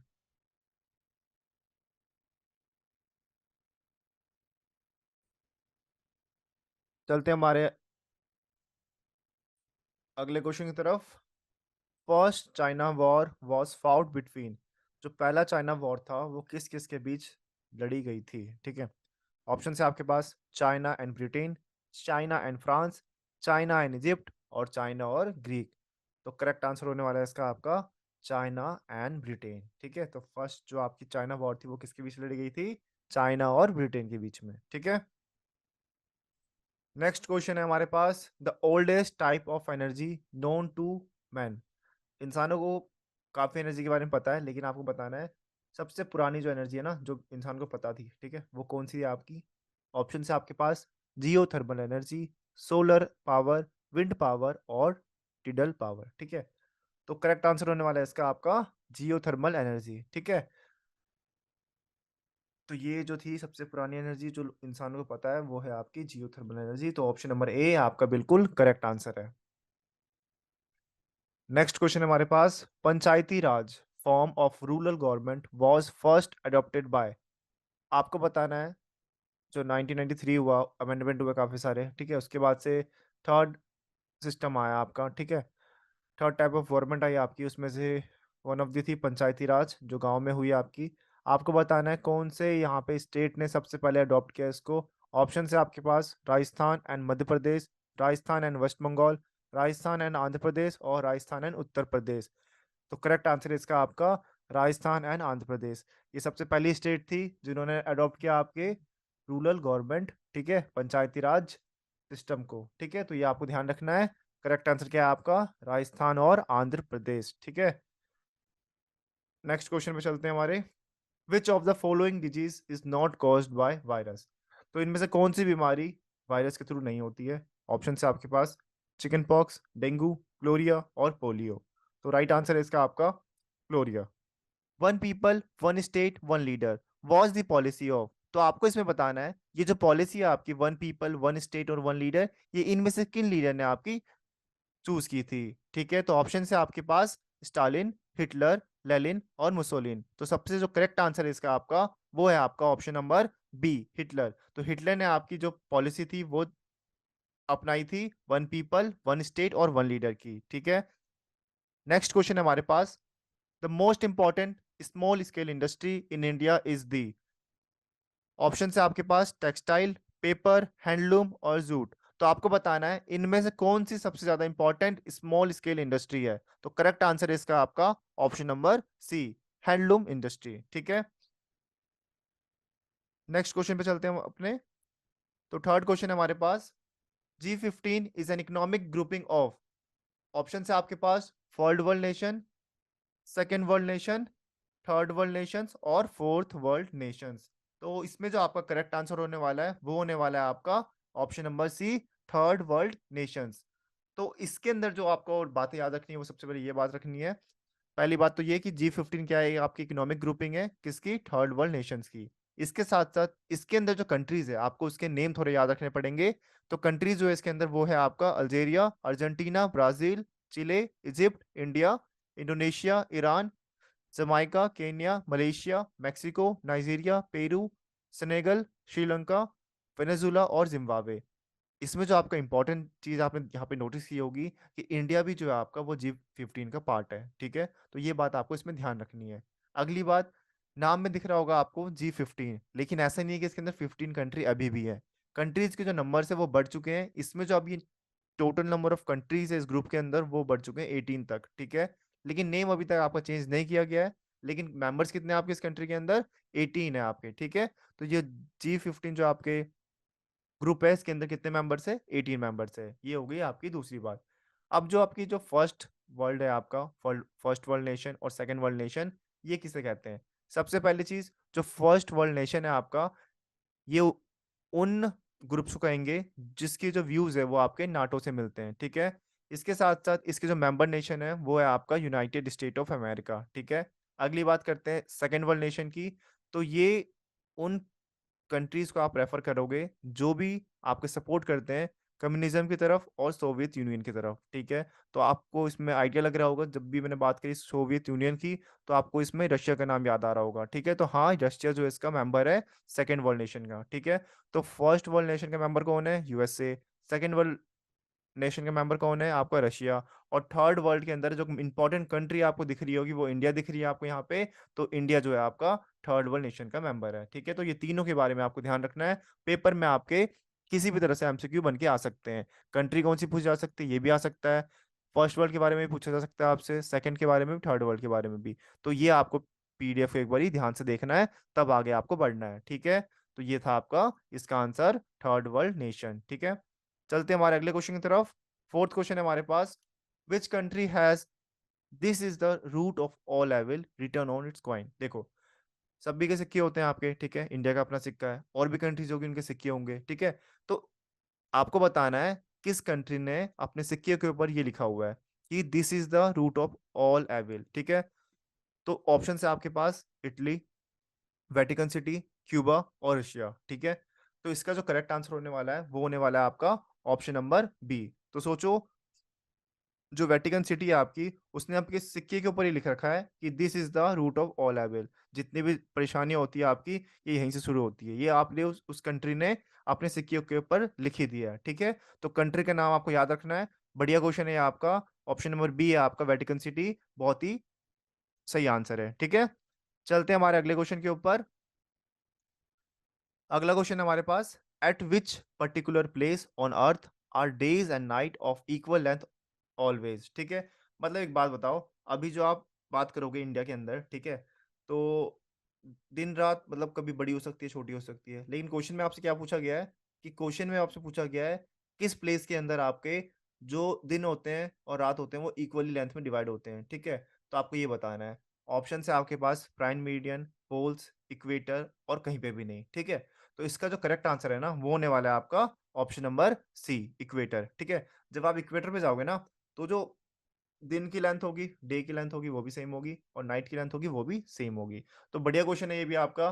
तो आपको याद रखना है इक्वेटर के अंदर, जनरली ये क्वेश्चन आपको पता भी होना चाहिए, ठीक है, कहाँ पे आपके जो डेज है और नाइट है वो इक्वली आपकी डिवाइडेड है, ठीक है। तो ये है आपका ऑप्शन नंबर सी, इक्वेटर, ठीक है। तो चलते हैं अपने अगले क्वेश्चन के ऊपर। अगला क्वेश्चन है हमारे पास, which one of the following river is recharge by subsoil water. आपको बताना है ये सारी रिवर में से कौन सी रिवर आपकी रिचार्ज हो जाती है सबसॉइल वाटर से। ऑप्शन है आपके पास गोदावरी, दामोदर, नर्मदा और कृष्णा। करेक्ट आंसर है आपका इसका ऑप्शन नंबर सी, नर्मदा। तो नर्मदा क्या हो जाती है रिचार्ज सबसॉइल वाटर से, ठीक है। तो सी ऑप्शन आपका बिल्कुल करेक्ट आंसर है। नेक्स्ट क्वेश्चन है हमारे पास, Kempegowda festival was organised in which city, इसमें से किस सिटी के अंदर जो आपकी कैंपेगोड़ा फेस्टिवल है वो ऑर्गेनाइज की गई थी। ठीक है, ऑप्शन है आपके पास हैदराबाद, दिल्ली, मुंबई और चेन्नई। ठीक है, तो इसका जो आंसर है ना वो है आपका ऑप्शन नंबर बी। ठीक है, जो दिल्ली है आपका वो बिल्कुल करेक्ट आंसर है। ठीक है, चलते हैं हमारे अगले क्वेश्चन की तरफ। अगला क्वेश्चन है हमारे पास, first Indian women to win man Booker prize. ठीक है, तो इसमें से आपको बताना है ये जो आपका ऑप्शंस है इसमें से किस विमेन ने आपके मैन बुकर प्राइज को जीता था। ठीक है, और ये पहली इंडियन थी। ठीक है, आपको बताना है कि पहली इंडियन थी जिन्होंने मैन बुकर प्राइज को जीता था। तो ऑप्शन है आपके पास किरण देसाई, वीएस नाइपॉल, सलमान रसूदी और अरुणधति रॉय। ठीक है, तो इसका जो करेक्ट आंसर होने वाला है वो होने वाला है option number D, Arundhati Roy. ठीक है, और ये पहली इंडियन वुमेन थी जिन्होंने मैन बुकर प्राइज को जीता था। कब जीता था? 1997 में। तो ये एक बढ़िया क्वेश्चन यहाँ से भी निकल के आ रहा है कि कब जीता था उन्होंने प्राइज? 1997 के अंदर पहला मैन बुकर प्राइज। ठीक है, और आपको ये तो पता ही होगा जो अरुंधति रॉय है वो आपकी इंडियन राइटर है। ठीक है,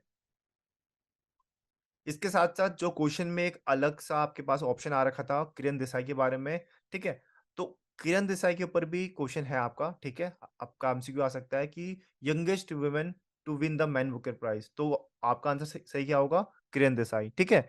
जो किरण देसाई थी वो सबसे यंगेस्ट वुमन थी जिन्होंने जीता था आपका मैन बुकर प्राइज़ को, ठीक है? तो ये भी बात आपको ध्यान रखनी है, ठीक है? तो ये 2 क्वेश्चन आपको तो यहीं से निकल के आ गए।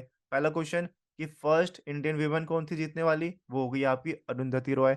दूसरा क्वेश्चन, सबसे यंगेस्ट वुमेन कौन थी जीतने वाली? वो हो गई आपकी किरण देसाई। तो ये दोनों बातें आपको इसमें ध्यान रखनी है, ठीक है? चलते हैं हमारे अगले क्वेश्चन की तरफ, लेकिन आगे जाने से पहले आप एक बार दोबारा देख लेना इस स्लाइड को, अच्छे से देख लेना, ठीक है? कोई भी डाउट हो कमेंट सेक्शन में आप लिख सकते हो। चलते हैं हमारे अगले क्वेश्चन की तरफ। Which of the following names is not associated with the insurance business in India? ठीक है?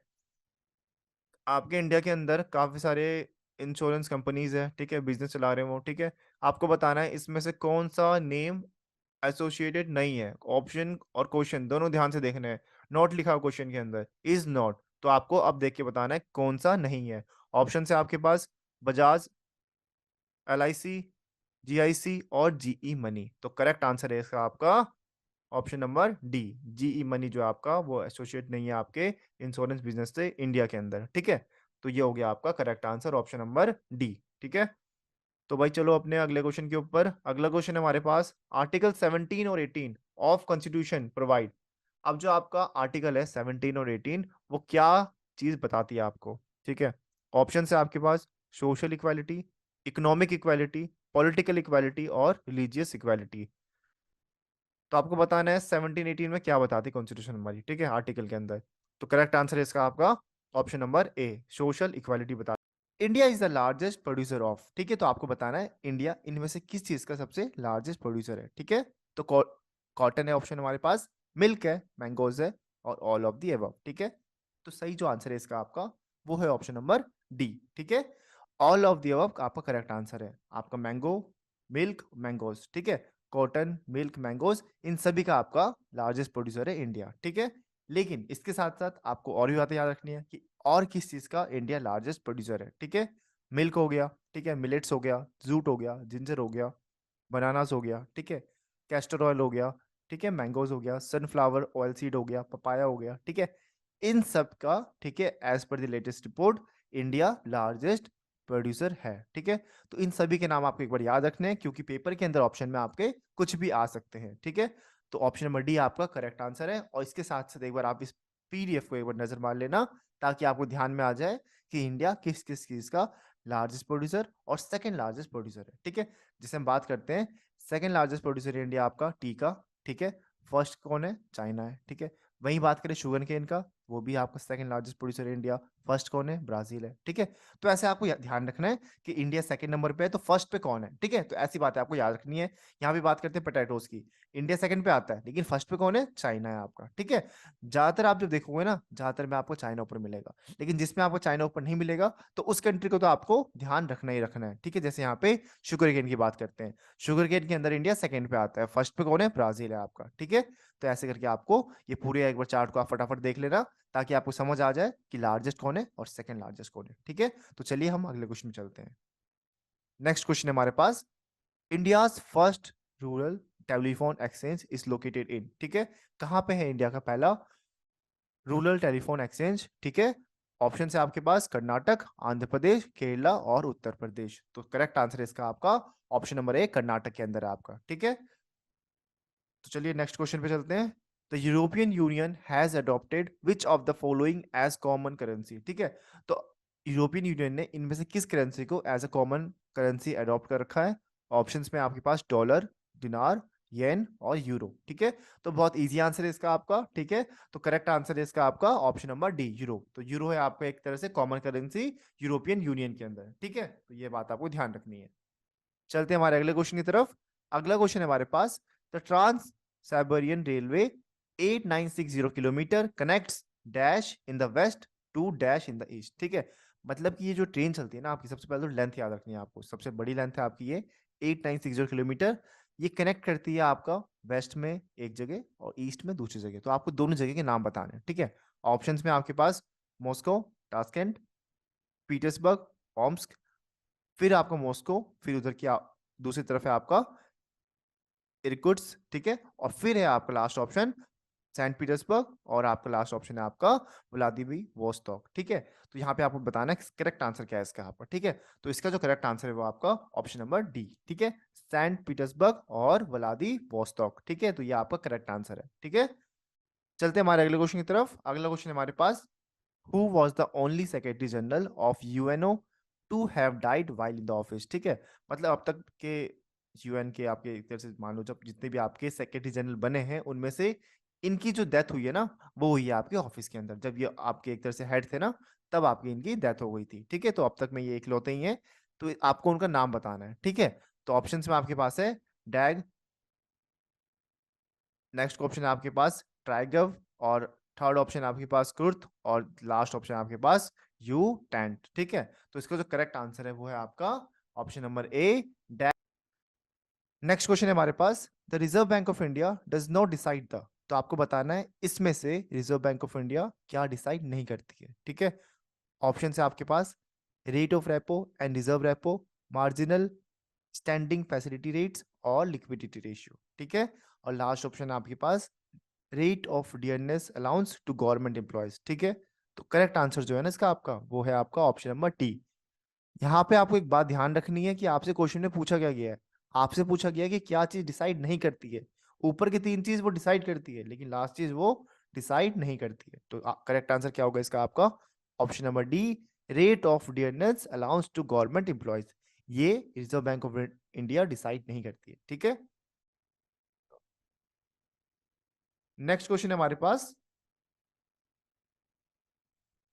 What is the meaning of four colour dot in the newspaper. ठीक है, मतलब आपको बताना है, आप जब भी न्यूज़पेपर पढ़ते हो ना तो आपको ये डॉट दिखता होगा हमेशा बीच पेपर के अंदर। ठीक है, इसका मतलब क्या है? ठीक है, तो इसका जो मतलब है ना, सबसे पहले आप इसमें ध्यान रखो कलर कौन कौन से होते हैं। ठीक है, ब्लू होता है, पिंक होता है, येलो होता है और ब्लैक होता है। ठीक है, तो ये जो कलर है ना, ये बताते हैं कि जो प्रिंट हुआ है ना आपके पेपर का, वो प्रॉपरली अलाइंड हुआ है कि नहीं हुआ है। ठीक है, मतलब जब भी आप पेपर देखते होंगे तो हमेशा प्रिंट प्रॉपरली होता है। ठीक है, तो ये बताता कौन है? जो आपका वो चार कलर है ना, अगर वो ढंग से छपे हुए हैं मतलब कि प्रिंट आपका प्रॉपरली हो रखा है। अगर नहीं होंगे ना, इसका मतलब पेपर की जो प्रिंट है वो अलाइनमेंट में नहीं हो रखी है प्रिंट। ठीक है, तो ये बात आपको इसमें याद रखनी है कि इसका मतलब क्या है कि पेपर का जो प्रिंट है वो अलाइन में प्रिंट हो रखा है या फिर नहीं हो रखा है। ठीक है, अगर अलाइन में प्रिंट हो रखा है इसका मतलब वो डॉट अच्छे से आएंगे, नहीं तो नहीं आएंगे। ठीक है, तो ये बात आपको ध्यान रखनी है। अगली बार से जब भी आप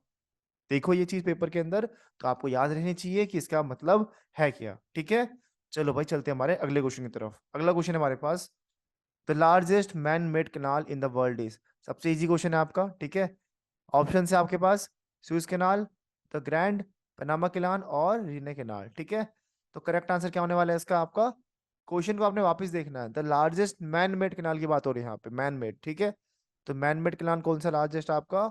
ऑप्शन नंबर ए, सुएज कैनाल। ठीक है, अब थोड़ी सी बातें याद रख लो इसकी। ठीक है, यहाँ पे आपको सबसे पहले देखना है कि पास कहाँ से होता है सुएज कैनाल। जब भी आप मैप देखो तो आपको पता होना चाहिए कि सुएज कैनाल पास हो कहाँ से रहा है। ठीक है, तो ये आपको दिख रहा होगा इजिप्ट, ठीक है। तो यहाँ से होके निकलती है आपकी सुएज कैनाल, ठीक है, और ये मैनमेड कैनाल है। अब बनाया कब गया था ये आपका, ठीक है, ये बनाया गया था आपका 1859 से लेकर के 1869 तक। सोचो 10 साल लग गए इसको बनाने में, ठीक है। और किसने बनाया था, एक सुएज कैनाल कंपनी थी आपकी, उन्होंने बनाया था। कब से कब तक, 1859 से लेकर के 1869 तक, ठीक है। तो ये तीन बातें आपको इसमें याद रखनी है। होकर कहाँ जाती है आपकी, इजिप्ट से होकर जाती है आपकी, ठीक है। यहाँ पे दिख रहा होगा आपको इजिप्ट वाला पार्ट जो है आपको वहां से होकर जाती है। प्लस में किसने बनाया, सुएज कैनाल कंपनी ने बनाया। कब से कब तक बनाया, 1859 से लेकर के 1869 तक बनाया इन्होंने, ठीक है। अगला जो क्वेश्चन है आपका वो ये है, the Essar group of companies has been promoted by, ठीक है, जो आपके इसार ग्रुप कंपनीज है उसके प्रमोटर्स कौन से आपके, अंबानी, कनोरियाज, ठीक है, और ड्यूआज और गोइंकाज। तो करेक्ट आंसर है इसका आपका ऑप्शन नंबर सी, डुआज, ठीक है। तो ये आपके प्रमोटर है इसार ग्रुप के, ठीक है। तो ये बात आपको याद रखनी है। नेक्स्ट क्वेश्चन हमारे पास, telegraphic code was introduce by. तो आपको बताना है जो टेलीग्राफिक कोड है आपके वो इनमें से किस इंसान ने इंट्रोड्यूस किया था आपका, लिपमैन, मैकमिलान, थॉमस और कॉकरेल, ठीक है। तो करेक्ट आंसर होने वाला है इसका आपका option number C, Thomas More, ठीक है। फर्स्ट क्वेश्चन है हमारे पास, who is known as Punjab Kesari. Option है आपके पास भगत सिंह, दादा साहिब फाल्के, लाला लाजपत राय और बाल गंगाधर तिलक, ठीक है। तो इसका जो करेक्ट आंसर है वो आपके पास है लाला लाजपत राय, ठीक है। तो हम लाला लाजपत राय को पंजाब केसरी के नाम से भी जानते हैं, ठीक है। अगला क्वेश्चन हमारे पास, who signature on Indian currency note. Simple सी बात है, क्वेश्चन में आपसे पूछा गया है जब भी आप करेंसी नोट देखते हो आपके हाथों में, तो उसके अंदर जो सिग्नेचर होता है वो किसके द्वारा किया जाता है। ऑप्शन है आपके पास finance minister, RBI governor, prime minister और प्रेसिडेंट, ठीक है। तो यहाँ पे आपका जो करेक्ट आंसर है वो है आपके पास आरबीआई गवर्नर। तो ऑप्शन नंबर बी जो है आपको बिल्कुल करेक्ट आंसर है। अब यहाँ पे आपके सामने नोट की फोटो भी दे रखी है, ठीक है। यहाँ पे आप देख रहे होंगे जो लिखा रहता है आपके नोट के नीचे गवर्नर, ठीक है। तो जो भी आपका करंट गवर्नर होगा, ठीक है, जिसके रिजाइन के अंदर आपकी जो नोट प्रिंट हो रही होगी, वो उसका यहाँ पे सिग्नेचर रहने वाला है, ठीक है। तो ये बात आपको ध्यान रखनी है। लेकिन यहाँ पे एक आपको एक और क्वेश्चन यहाँ पे बनता है इस क्वेश्चन के अंदर, सारे नोटों के अंदर तो आपकी क्या होती है, गवर्नर का सिग्नेचर होता है, लेकिन 1 रुपी नोट के अंदर आपका किसी और का सिग्नेचर होता है। तो वो किसका सिग्नेचर होता है, फाइनेंस सेक्रेटरी ऑफ इंडिया, ठीक है। तो ये बात आपको ध्यान रखनी है, हर नोट के अंदर तो आपको क्या होगा, गवर्नर का सिग्नेचर होगा, लेकिन जो 1 रुपीज का नोट है वहां पे क्या होने वाला है, फाइनेंस सेक्रेटरी ऑफ इंडिया का सिग्नेचर होने वाला है। चाहे तो आप एक बारी चेक भी कर सकते हैं, ठीक है। तो चलिए हम चलते हैं अगले क्वेश्चन की तरफ। नेक्स्ट क्वेश्चन हमारे पास, father of modern western education in India, ठीक है। ऑप्शन है आपके पास lord Auckland, William Bentinck, lord Dalhousie और लास्ट ऑप्शन हमारे पास लॉर्ड हार्डिंग, ठीक है। तो करेक्ट आंसर है इसका आपका option number B, William Bentinck जो आपको बिल्कुल करेक्ट आंसर है, ठीक है। नेक्स्ट क्वेश्चन है हमारे पास, what is the currency of Indonesia, ठीक है। आपको बताना है इंडोनेशिया की करेंसी क्या है। ऑप्शन है आपके पास रुपया, दिनार, रैंगिट और रियाल। तो करेक्ट आंसर है इसका आपका ऑप्शन नंबर ए, रुपया जो है आपका बिल्कुल करेक्ट आंसर। नेक्स्ट क्वेश्चन है हमारे पास, in which of the following wars the French war completely defeated by the English, ठीक है। आपको बताना है इनमें से किस वॉर के अंदर जो आपके फ्रेंच थे उनको हरा दिया गया था कंप्लीटली, किसके द्वारा, इंग्लिश के द्वारा। ऑप्शन है आपके पास battle of Wandiwash, battle of Buxar, battle of Plassey और बैटल ऑफ अदियार। तो करेक्ट आंसर होने वाला है आपका इसका बैटल ऑफ वॉन्डिवॉश, ठीक है। तो ये आपको बिल्कुल करेक्ट आंसर है ऑप्शन नंबर ए। चलते हैं हमारे अगले क्वेश्चन की तरफ। अगला क्वेश्चन है हमारे पास, the world smallest country is, ठीक है। काफी आसान क्वेश्चन है। ऑप्शन है आपके पास कनाडा, ऑस्ट्रेलिया, मालदीव्स और वेटिकन सिटी, ठीक है। तो ऐसे क्वेश्चन एग्जाम में पूछे जाने के चांसेस हैं, तो आपको ये ध्यान रखना है कि जो सबसे स्मॉल कंट्री है आपकी वर्ल्ड में वो कौन सी है आपकी, option number D, Vatican city, ठीक है। नेक्स्ट क्वेश्चन है हमारे पास, what is the currency of Cuba, ठीक है। मतलब आपको बताना है क्यूबा की करेंसी क्या है, ठीक है। तो इसका जो करेक्ट आंसर है वो होने वाला है आपका option number B, peso. Peso आपका बिल्कुल करेक्ट आंसर है, ठीक है, क्योंकि कूना है नहीं आपका आंसर, डॉलर भी होगा नहीं आपका आंसर, वो यूएस का है, ठीक है। यहाँ पे आपको क्या बताना है करेक्ट आंसर, तो वो है आपका ऑप्शन नंबर बी, पेसो, ठीक है। नेक्स्ट क्वेश्चन है हमारे पास, डीआरडीओ फुल फॉर्म इज, आपको बताना है इनमें से क्या सही फुल फॉर्म है डीआरडीओ की, ठीक है। ऑप्शन है आपके पास Delhi research and development organisation, defence research and deployment, Delhi rail development organisation और लास्ट ऑप्शन आपके पास defence research and development organisation. तो राइट आंसर होने वाला है इसका आपका option number D, defence research and development organisation. ठीक है, तो ये बात आपको ध्यान रखनी है। ठीक है, इसके अंदर आपको ना एक और क्वेश्चन बनता है। ठीक है, एक तो हो गया कि डीआरडीओ की फुल फॉर्म क्या है। ठीक है, इसके साथ साथ इसका हेडक्वार्टर कहाँ पे है। तो हेडक्वार्टर है इसका आपका न्यू दिल्ली के अंदर। ठीक है, तो ये बात आपको ध्यान रखनी है। नेक्स्ट क्वेश्चन हमारे पास, who of the following scientist is named after ISRO इन श्रीहरिकोटा। ठीक है, ऑप्शन है आपके पास एपीजे अब्दुल कलाम, विक्रम साराभाई, होमी जे बाबा, और लास्ट ऑप्शन है आपके पास सतीश धवन। ठीक है, तो इसका जो करेक्ट आंसर है वो है आपका option number D, Satish Dhawan. ठीक है, नेक्स्ट क्वेश्चन आते हैं हम हमारे अगले क्वेश्चन की तरफ। In the context of stock market the abbreviation IPO stand for. ठीक है, आपने स्टॉक मार्केट में बहुत सुना होगा। ठीक है, वहां पे एक टर्म यूज की जाती है बार बार आईपीओ के बारे में, और रिसेंट टाइम में तो आप सुनते ही होंगे कि इस कंपनी का आईपीओ लॉन्च हुआ, उस कंपनी का आईपीओ लॉन्च हुआ। ठीक है, तो आपको ये बताना है कि आईपीओ की फुल फॉर्म क्या होने वाली है। ठीक है, स्टॉक मार्केट से रिलेटेड आईपीओ क्या फुल फॉर्म होगी। ऑप्शन है आपके पास immediate payment order, internal policy obligation, initial public offering, और नन ऑफ दी अबव। ठीक है, तो राइट आंसर होने वाला है इसका आपका इनिशियल पब्लिक ऑफरिंग। ठीक है, तो डी सी ऑप्शन जो है आपका वो बिल्कुल करेक्ट आंसर होने वाला है। ठीक, तो doing business report is prepared by which of the following agencies every year. ठीक है, तो क्वेश्चन में आपसे पूछा गया है जो आपकी एक रिपोर्ट आती है डूइंग बिजनेस, ठीक है, वो इनमें से किस एजेंसी जो है आपकी वो हर साल प्रिपेयर करती है। ठीक है, ऑप्शन है आपके पास Asian development bank, world trade organisation, international monetary fund, और वर्ल्ड बैंक। तो जो आपका करेक्ट आंसर है इसमें वो होने वाला है आपका वर्ल्ड बैंक। जो डी ऑप्शन जो है आपका वर्ल्ड बैंक वो प्रिपेयर करती है आपकी डूइंग बिजनेस रिपोर्ट हर साल। ठीक है, तो ये बात आपको याद रखनी है। ऑप्शन डी जो है आपका बिल्कुल करेक्ट आंसर है। नेक्स्ट क्वेश्चन हमारे पास, which bank has the tagline your trusted family bank. अब आपको ये तो पता ही है, जो भी कंपनीज होती है या फिर जो भी बैंक्स होते हैं, ठीक है, उसकी एक टैगलाइन होती है। तो आपको यहाँ पे बताना है किस बैंक की जो टैगलाइन है वो है your trusted family bank. Option है आपके पास इंडियन ओवरसीज बैंक, देना बैंक, इंडियन बैंक, और लास्ट ऑप्शन है आपके पास यस बैंक। ठीक है, तो इसका जो करेक्ट आंसर है वो है आपका ऑप्शन नंबर बी, देना बैंक। ठीक है, जो देना बैंक है आपका वो एक पब्लिक सेक्टर बैंक है। इसके साथ साथ इसकी जो टैगलाइन है आपकी वो है योर ट्रस्टेड फैमिली बैंक। ठीक है, और कुछ बातें आपको इसके लिए याद रखनी है। इसके अंदर बैंक की हेडक्वार्टर कहाँ पे है आपकी, जो हेडक्वार्टर है आपका वो मुंबई के अंदर है। इसके साथ साथ कब फाउंड हुआ था ये बैंक, तो ये बैंक आपका पुराना बैंक है बहुत ज्यादा ही। ठीक है, यहाँ पे आप देख पा रहे हो स्क्रीन के अंदर 1938 के अंदर ये बैंक फाउंड हुआ था आपका। ठीक है, और 1969 के अंदर ये नेशनलाइज कर दिया गया था। ठीक है, तो यहाँ पे आपके तीन क्वेश्चन यहाँ से निकल रहे हैं। सबसे पहली चीज, देना बैंक का जो टैगलाइन है वो क्या है आपका योर ट्रस्टेड फैमिली बैंक। इसके साथ साथ हेडक्वार्टर कहाँ पे है इसका, मुंबई के अंदर। और लास्ट चीज, ये कब फाउंड हुई थी, 1938 के अंदर। तो ये तीन क्वेश्चन आपके यहाँ से बनते हैं। ठीक है, चलते हैं हमारे अगले क्वेश्चन की तरफ।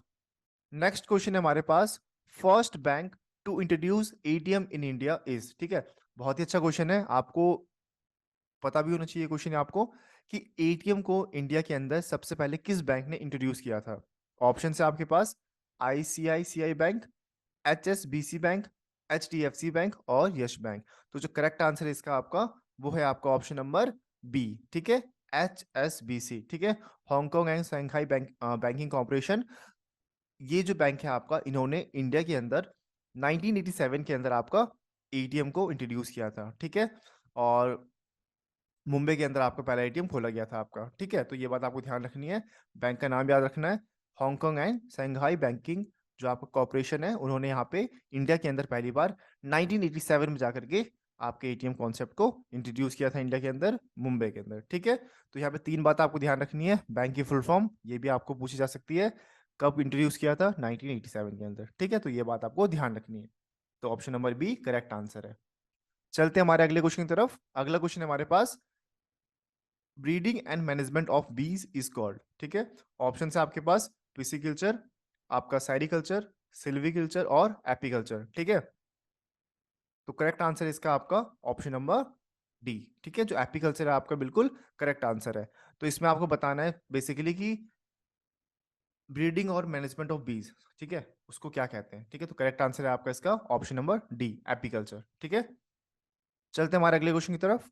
Hockey was introduce in the Asian games in. ठीक है, आपको पता है एशियन गेम्स होते हैं आपके, ठीक है, वहां पे हॉकी को कब इंट्रोड्यूस किया गया था, ठीक है, कौन से वाले ईयर के अंदर? ऑप्शन है आपके पास 1958 जो टोक्यो में हुआ था, 1962 जकार्ता में जो हुआ था आपका, 1966 जो बैंकॉक में हुआ था आपका, या फिर 1970 जो कि आपका बैंकॉक में ही हुआ था, ठीक है। तो इसका जो करेक्ट आंसर है वो है आपका 1958 टोक्यो वाले एशियन गेम्स के अंदर, ठीक है। तो 1958 के अंदर आपका जो हॉकी था उसको इंट्रोड्यूस कर दिया गया था, तो ऑप्शन नंबर ए आपका बिल्कुल करेक्ट आंसर है। चलते हैं हमारे अगले क्वेश्चन की तरफ। अगला क्वेश्चन हमारे पास, who is the primary author of HTML, ठीक है। जो आपका HTML है उसके प्राइमरी ऑथर कौन है आपके? ऑप्शन है आपके पास Sabeer Bhatia, Tim Berner, Brydon, और लास्ट ऑप्शन है आपके पास गूगल, ठीक है। तो इसका जो करेक्ट आंसर है वो है आपका option number B, Tim Berner जो है आपके, वो बिल्कुल करेक्ट आंसर होंगे, और ये है आपके ऑथर HTML के, ठीक है। चलते हैं हमारे अगले क्वेश्चन की तरफ। अगला क्वेश्चन हमारे पास, बर्थडे का cup is associated with, option है आपके पास बैडमिंटन, टेनिस, फुटबॉल और हॉकी। तो इसका जो करेक्ट आंसर है वो है आपका सी, फुटबॉल, ठीक है। तो जो आपका बर्थडे का कप है आपका, वो किससे एसोसिएटेड है? वो फुटबॉल से है, ठीक है। तो चलते हैं हमारे अगले क्वेश्चन की तरफ। अगला क्वेश्चन है हमारे पास, the first modern warship built in India in 1952 was. तो इंडिया के अंदर ना 1952 के अंदर वॉरशिप बिल्ट की गई थी, ठीक है, मॉडर्न वॉरशिप। तो वो कौन सा था इनमें से? INS Goa, INS Nilgiri, INS Kailash और INS विक्रम, ठीक है। तो इसका जो करेक्ट आंसर है वो है आपका option number B, INS Nilgiri, ठीक है। तो बी ऑप्शन जो आपका बिल्कुल करेक्ट है। ये जो नीलगिरी थी आपकी, इसे बिल्ड किया गया था 1952, और ये पहला हमारा मॉडर्न वॉरशिप था, ठीक है। और इसे बिल्ड कब किया गया था? 1952 के अंदर, ठीक है। चलते हैं हमारे अगले क्वेश्चन की तरफ। What is the name of Sweden prime parliament, ठीक है। तो आपको बताना है जो स्वीडन का जो पार्लियामेंट है उसको क्या कहते हैं, ठीक है। जैसे हमारे पार्लियामेंट को संसद कहते हैं, ठीक है, ऐसे ही जापान के पार्लियामेंट को डाइट कहते हैं।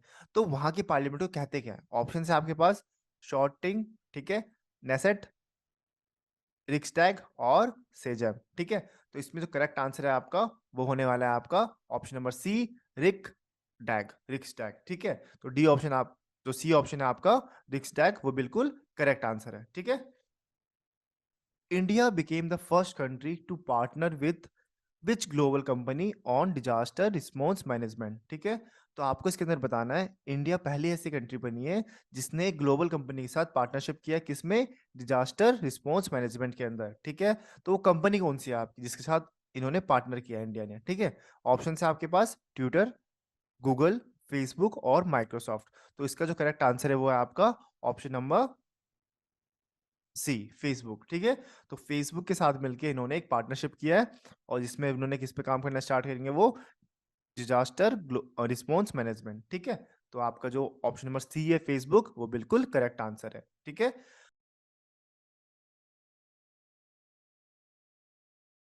हमारे पास, who set up the world first floating ATM।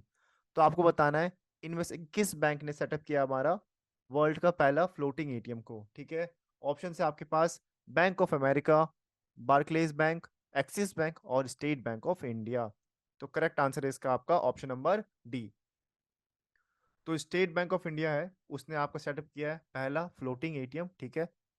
इसके साथ साथ इस क्वेश्चन में आपको एक और क्वेश्चन आपको मिल जाएगा कि कहाँ पे सेटअप किया है, तो वो है आपका केरला के अंदर, ठीक है।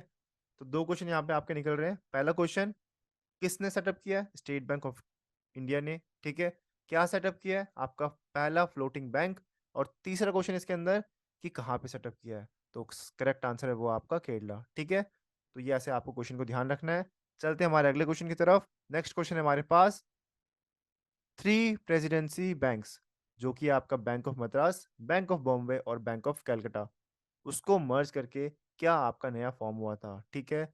New bank of India, corporation bank, reserve Bank of India और इंपीरियल बैंक, जिसको आज के टाइम पे SBI कहते हैं। तो इसका जो करेक्ट आंसर होने वाला है वो होने वाला है आपका ऑप्शन नंबर डी, SBI, ठीक है। तो आफ्टर इंडिपेंडेंस आप कह सकते हो जो आपके तीन बैंक्स थे, bank of Madras, bank of Bombay और बैंक ऑफ कैलकाटा, इसको मर्ज करके आपका एक नया बैंक फॉर्म होता है, वो है आपका इंपीरियल बैंक ऑफ इंडिया, जिसको आज के टाइम पे आप SBI के नाम से जानते हो, इस पे स्टेट बैंक ऑफ इंडिया के नाम से, ठीक है। तो जो डी ऑप्शन है आपका बिल्कुल करेक्ट आंसर है। नेक्स्ट क्वेश्चन है हमारे पास, which super computer is developed by the Indian scientist. इसमें से आपके किस सुपर कंप्यूटर को आपको डेवलप किया गया है इंडियन साइंटिस्ट के द्वारा। ऑप्शन है आपके पास सुपर 3, परम 808, सुपर 149 और परम 8000। ठीक है, तो करेक्ट आंसर होने वाला है इसका आपका ऑप्शन नंबर डी, परम 8000। ठीक है, तो ये डेवलप किया गया था आपके इंडियन साइंटिस्ट के द्वारा। ठीक है, आप नीचे फोटो भी देख पा रहे होंगे, इस तरह का आपको दिखता है आपका ये सुपर कंप्यूटर। ठीक है, नेम आपको उसको ध्यान रखना है। ठीक है, और कब लॉन्च किया गया था इस डेट को भी आपको ध्यान रखना है, 1 जुलाई 1991। ठीक है, और ये पहला सुपर कंप्यूटर है आपका जो कि इंडियन साइंटिस्ट ने लॉन्च किया था 1 जुलाई 1991 को। ठीक है, तो ये सारी बातों का आपको ध्यान रखना है। ठीक है, चलते हैं हमारे अगले क्वेश्चन की तरफ। अगला क्वेश्चन है हमारे पास, which airport is named as Pandit Deendayal Upadhyay airport. इसमें से किस एयरपोर्ट को आप क्या बुलाते हो, पंडित दीनदयाल उपाध्याय एयरपोर्ट के नाम से भी जानते हो। तो इसके ऑप्शन है आपके पास गोरखपुर, दिल्ली, गुजरात और आगरा। तो ऑप्शन है, जो करेक्ट आंसर है इसका आपका वो है आपका ऑप्शन नंबर डी, जो आगरा है आपका, वो आपका बिल्कुल करेक्ट आंसर है। ठीक है, तो डी ऑप्शन बिल्कुल करेक्ट आंसर है, उसको रीनेम कर दिया गया था दीनदयाल उपाध्याय एयरपोर्ट। ठीक है, चलते हैं हमारे अगले क्वेश्चन की तरफ।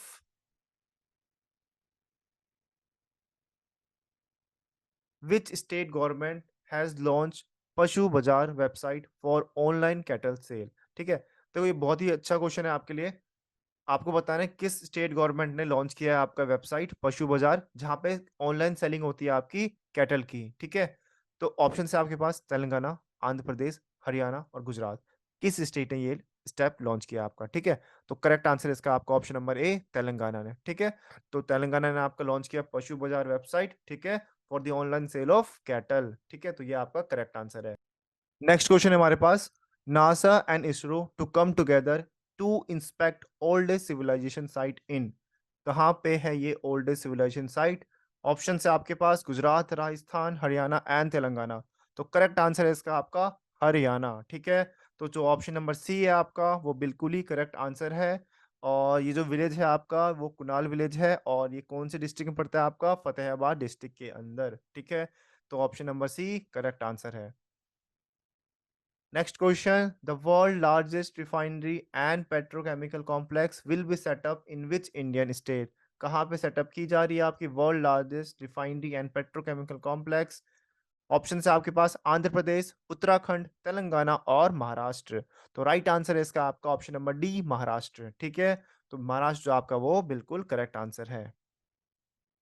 नेक्स्ट क्वेश्चन है आपके पास, it is not advisable to sleep under a tree at night because of the release of.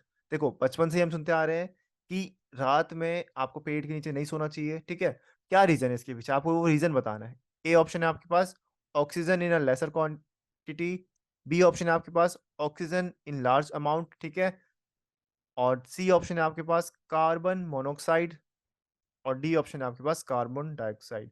तो मतलब इस किस केमिकल की वजह से आपके किस रिलीज होने की वजह से आपको मना किया जाता है कि रात को नहीं सोना चाहिए पेड़ के नीचे। तो करेक्ट आंसर है इसका आपका option number D, carbon dioxide. बचपन से आप पढ़ते आ रहे हो कि कार्बन डाइऑक्साइड जो है रात को वो बहुत ज्यादा रिलीज करते हैं, इसलिए हमें पेड़ के नीचे नहीं सोना चाहिए। ठीक है, क्योंकि हमें चाहिए क्या, इंसानों को चाहिए क्या, ऑक्सीजन चाहिए। ठीक है, लेकिन वो रात के टाइम में क्या ज़्यादा छोड़ते हैं आपके, कार्बन डाइऑक्साइड छोड़ते हैं। ठीक है, तो ये आपको ध्यान रखना है। चलते हैं हमारे अगले क्वेश्चन की तरफ। अगला क्वेश्चन है हमारे पास, world largest biofuel plant with production capacity of 110 million litres of fuel annually has been set up in. कहाँ पे सेटअप किया जा रहा है भाई। ऑप्शन है आपके पास चाइना, इंडिया, ब्राजील और यूएसए। तो राइट आंसर है इसका आपके पास ऑप्शन नंबर सी, ब्राजील। तो ब्राजील जो होगा आपका बिल्कुल करेक्ट आंसर है। अगला क्वेश्चन है हमारे पास, first bank to introduce credit card in India. देखो बहुत बढ़िया क्वेश्चन है, आप सभी क्रेडिट कार्ड यूज कर रहे हैं या फिर आपके पेरेंट्स यूज कर रहे होंगे, तो आपको ये बताना है इंडिया के अंदर कौन सी पहली बैंक थी जिन्होंने इंट्रोड्यूस किया आपके क्रेडिट कार्ड के अंदर, क्रेडिट कार्ड को लॉन्च किया एक तरह से उन्होंने इंट्रोड्यूस किया इन्होंने। तो ऑप्शन है आपके पास H S B C bank, ICICI bank, State Bank of India, Central Bank of India. तो राइट आंसर है इसका आपका सेंट्रल बैंक ऑफ इंडिया। ठीक है, तो सेंट्रल बैंक ऑफ इंडिया पहली बैंक थी इंडिया के अंदर जिन्होंने इंट्रोड्यूस किया आपके क्रेडिट कार्ड को इंडिया के अंदर। इसके साथ साथ जो आपके बाकी बैंक्स थे उन्होंने भी तो कुछ पहला पहला कुछ काम किया होगा। ठीक है, तो पहला एटीएम किसने इंट्रोड्यूस किया? वो है आपका एचएसबीसी बैंक। कब किया? 1987 के अंदर। तो सोचो पहला एटीएम आपका कब लॉन्च हुआ इंडिया के अंदर? वो हुआ है आपका 1987 के अंदर। इंटरनेट बैंकिंग आपके किस बैंक ने पहली बार किया आपका? वो था आपका आईसीआईसीआई बैंक। ये भी आपका ऑप्शन ठीक है। इसमें अभी आपका क्वेश्चन कितने बन रहे हैं? 4 क्वेश्चन बन रहे हैं एक्स्ट्रा, ठीक है। पहला बैंक जिसने इंट्रोड्यूस किया म्यूचुअल फंड्स को, वो कौन था आपका? स्टेट बैंक ऑफ इंडिया, ठीक है। देखो एक क्वेश्चन से आपके 3-4 क्वेश्चन निकल चुके हैं। पहला क्वेश्चन आपका बन गया यहाँ पे कि क्रेडिट कार्ड किसने लॉन्च किया? मतलब किस बैंक ने इंट्रोड्यूस किया एक तरह से मान लो, वो था आपका सेंट्रल बैंक ऑफ इंडिया। दूसरा पहला एटीएम एचएसबीसी। तीसरा फर्स्ट बैंक जिसने इंट्रोड्यूस किया इंटरनेट बैंकिंग को, वो था आपका आईसीआईसीआई बैंक। और फोर्थ क्वेश्चन आपके इसमें बन सकता है first bank to introduce mutual fund, वो है आपका स्टेट बैंक ऑफ इंडिया। तो इन चारों क्वेश्चन को आपको ध्यान रखना है, पेपर के अंदर आपके कोई से भी क्वेश्चन पूछे।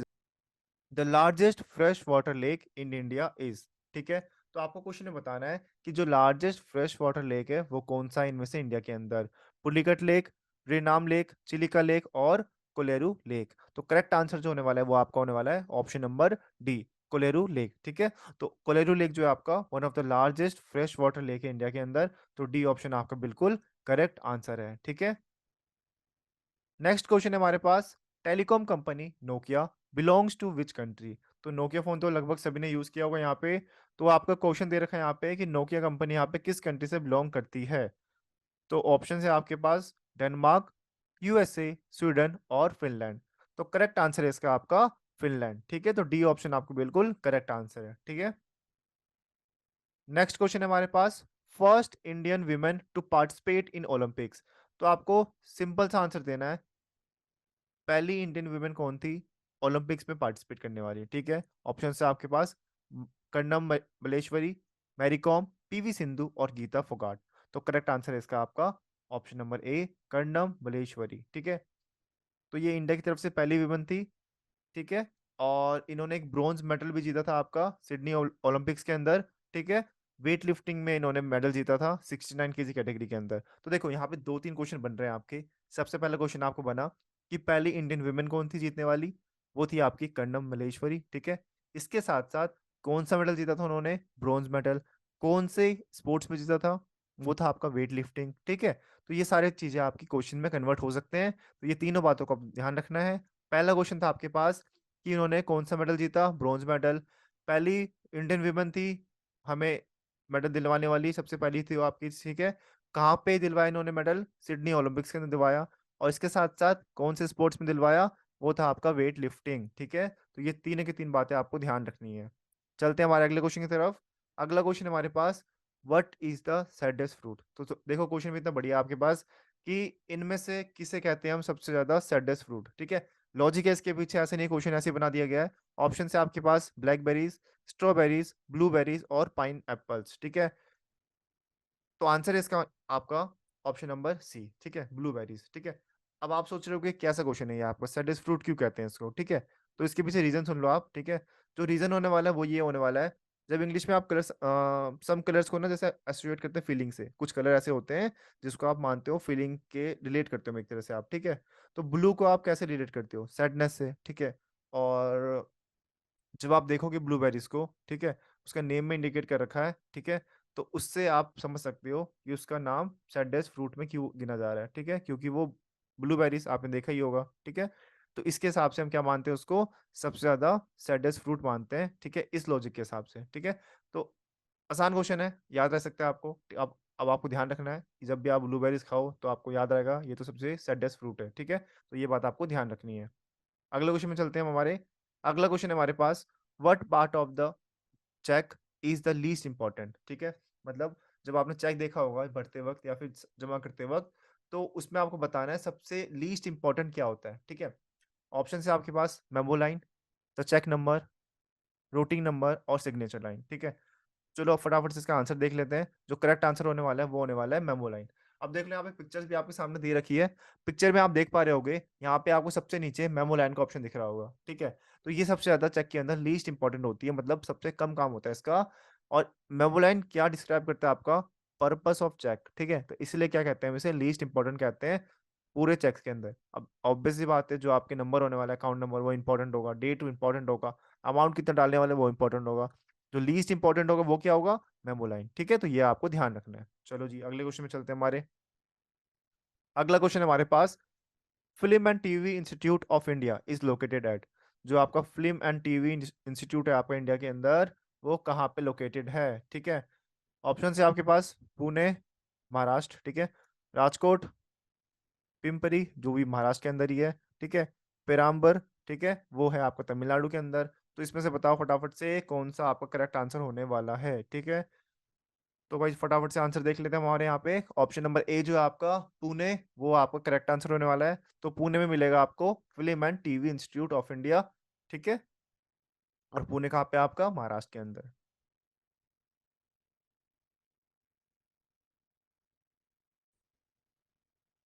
चलते हैं हमारे अगले क्वेश्चन की तरफ। First China war was fought between.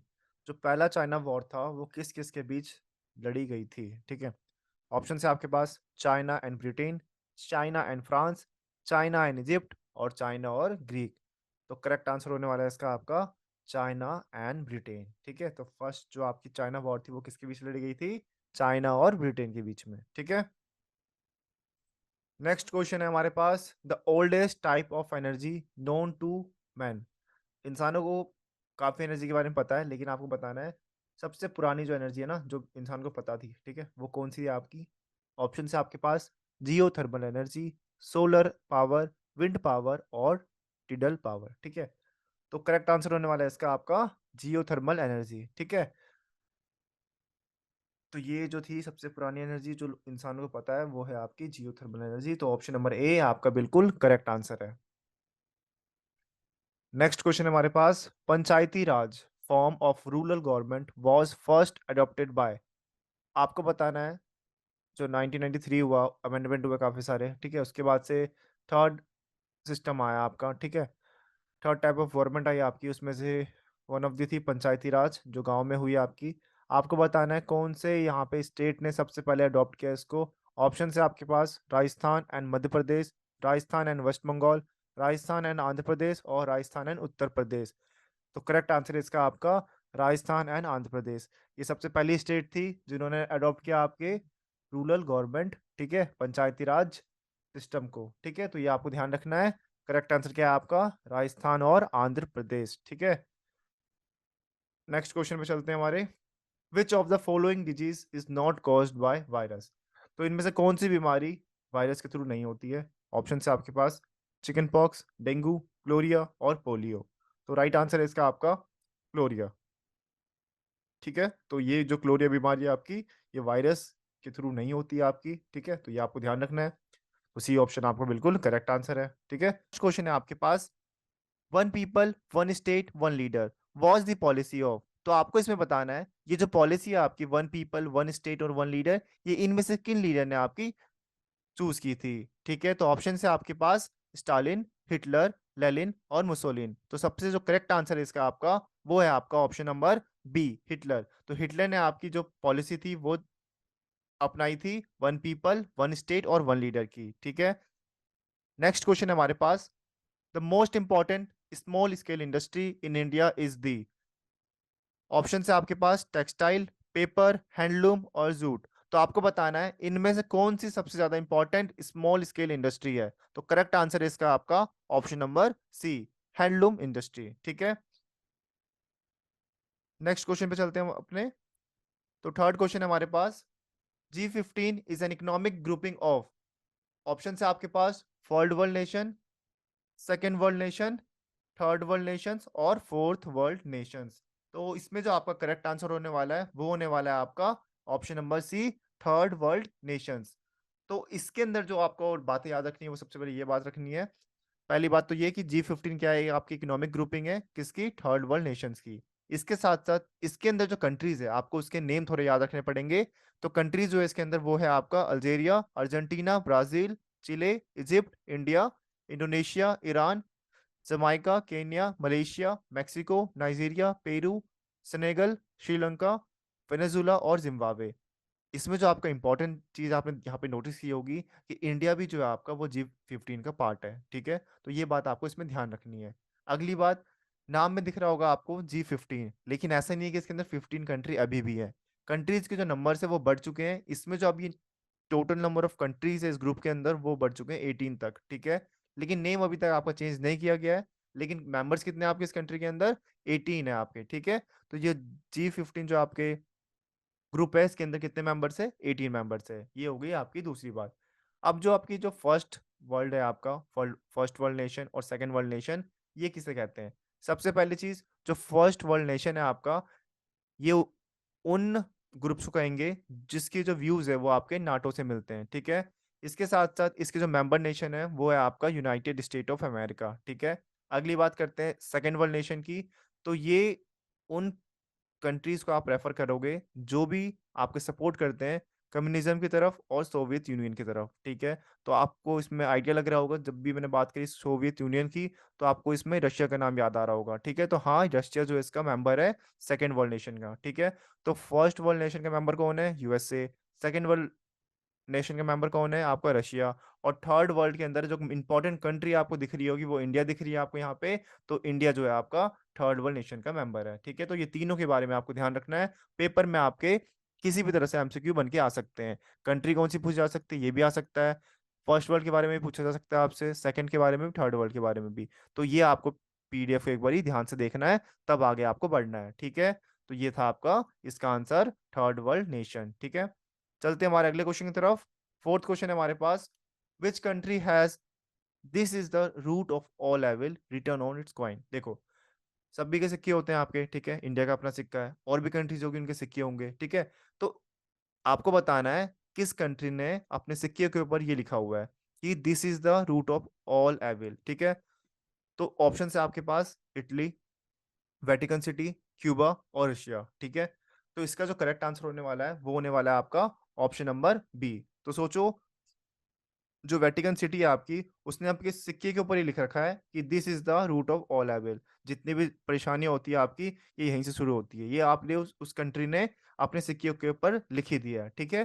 तो कंट्री का नाम आपको याद रखना है। बढ़िया क्वेश्चन है ये आपका। ऑप्शन नंबर बी है आपका, वेटिकन सिटी, बहुत ही सही आंसर है, ठीक है। चलते हैं हमारे अगले क्वेश्चन के ऊपर। अगला क्वेश्चन है हमारे पास, at which particular place on earth are days and night of equal length always, ठीक है। मतलब एक बात बताओ, अभी जो आप बात करोगे इंडिया के अंदर, ठीक है, तो दिन रात मतलब कभी बड़ी हो सकती है, छोटी हो सकती है। लेकिन क्वेश्चन में आपसे क्या पूछा गया है, कि क्वेश्चन में आपसे पूछा गया है किस प्लेस के अंदर आपके जो दिन होते हैं और रात होते हैं वो इक्वली लेंथ में डिवाइड होते हैं, ठीक है। तो आपको ये बताना है। ऑप्शन है आपके पास प्राइम मीडियन, पोल्स, इक्वेटर और कहीं पे भी नहीं, ठीक है। तो इसका जो करेक्ट आंसर है ना वो होने वाला है आपका ऑप्शन नंबर सी, इक्वेटर, ठीक है। जब आप इक्वेटर पे जाओगे ना, तो जो दिन की लेंथ होगी, डे की लेंथ होगी वो भी सेम होगी, और नाइट की लेंथ होगी वो भी सेम होगी। तो बढ़िया क्वेश्चन है ये भी आपका। तो आपको याद रखना है इक्वेटर के अंदर, जनरली ये क्वेश्चन आपको पता भी होना चाहिए, ठीक है, कहाँ पे आपके जो डेज है और नाइट है वो इक्वली आपकी डिवाइडेड है, ठीक है। तो ये है आपका ऑप्शन नंबर सी, इक्वेटर, ठीक है। तो चलते हैं अपने अगले क्वेश्चन के ऊपर। अगला क्वेश्चन है हमारे पास, which one of the following river is recharge by subsoil water. आपको बताना है ये सारी रिवर में से कौन सी रिवर आपकी रिचार्ज हो जाती है सबसॉइल वाटर से। ऑप्शन है आपके पास गोदावरी, दामोदर, नर्मदा और कृष्णा। करेक्ट आंसर है आपका इसका ऑप्शन नंबर सी, नर्मदा। तो नर्मदा क्या हो जाती है रिचार्ज? सबसॉइल वाटर से, ठीक है। तो सी ऑप्शन आपका बिल्कुल करेक्ट आंसर है। नेक्स्ट क्वेश्चन है हमारे पास, Kempegowda festival was organised in which city. इसमें से किस सिटी के अंदर जो आपकी कैंपेगोड़ा फेस्टिवल है वो ऑर्गेनाइज की गई थी, ठीक है। ऑप्शन है आपके पास हैदराबाद, दिल्ली, मुंबई और चेन्नई, ठीक है। तो इसका जो आंसर है ना वो है आपका ऑप्शन नंबर बी, ठीक है। जो दिल्ली है आपका वो बिल्कुल करेक्ट आंसर है, ठीक है।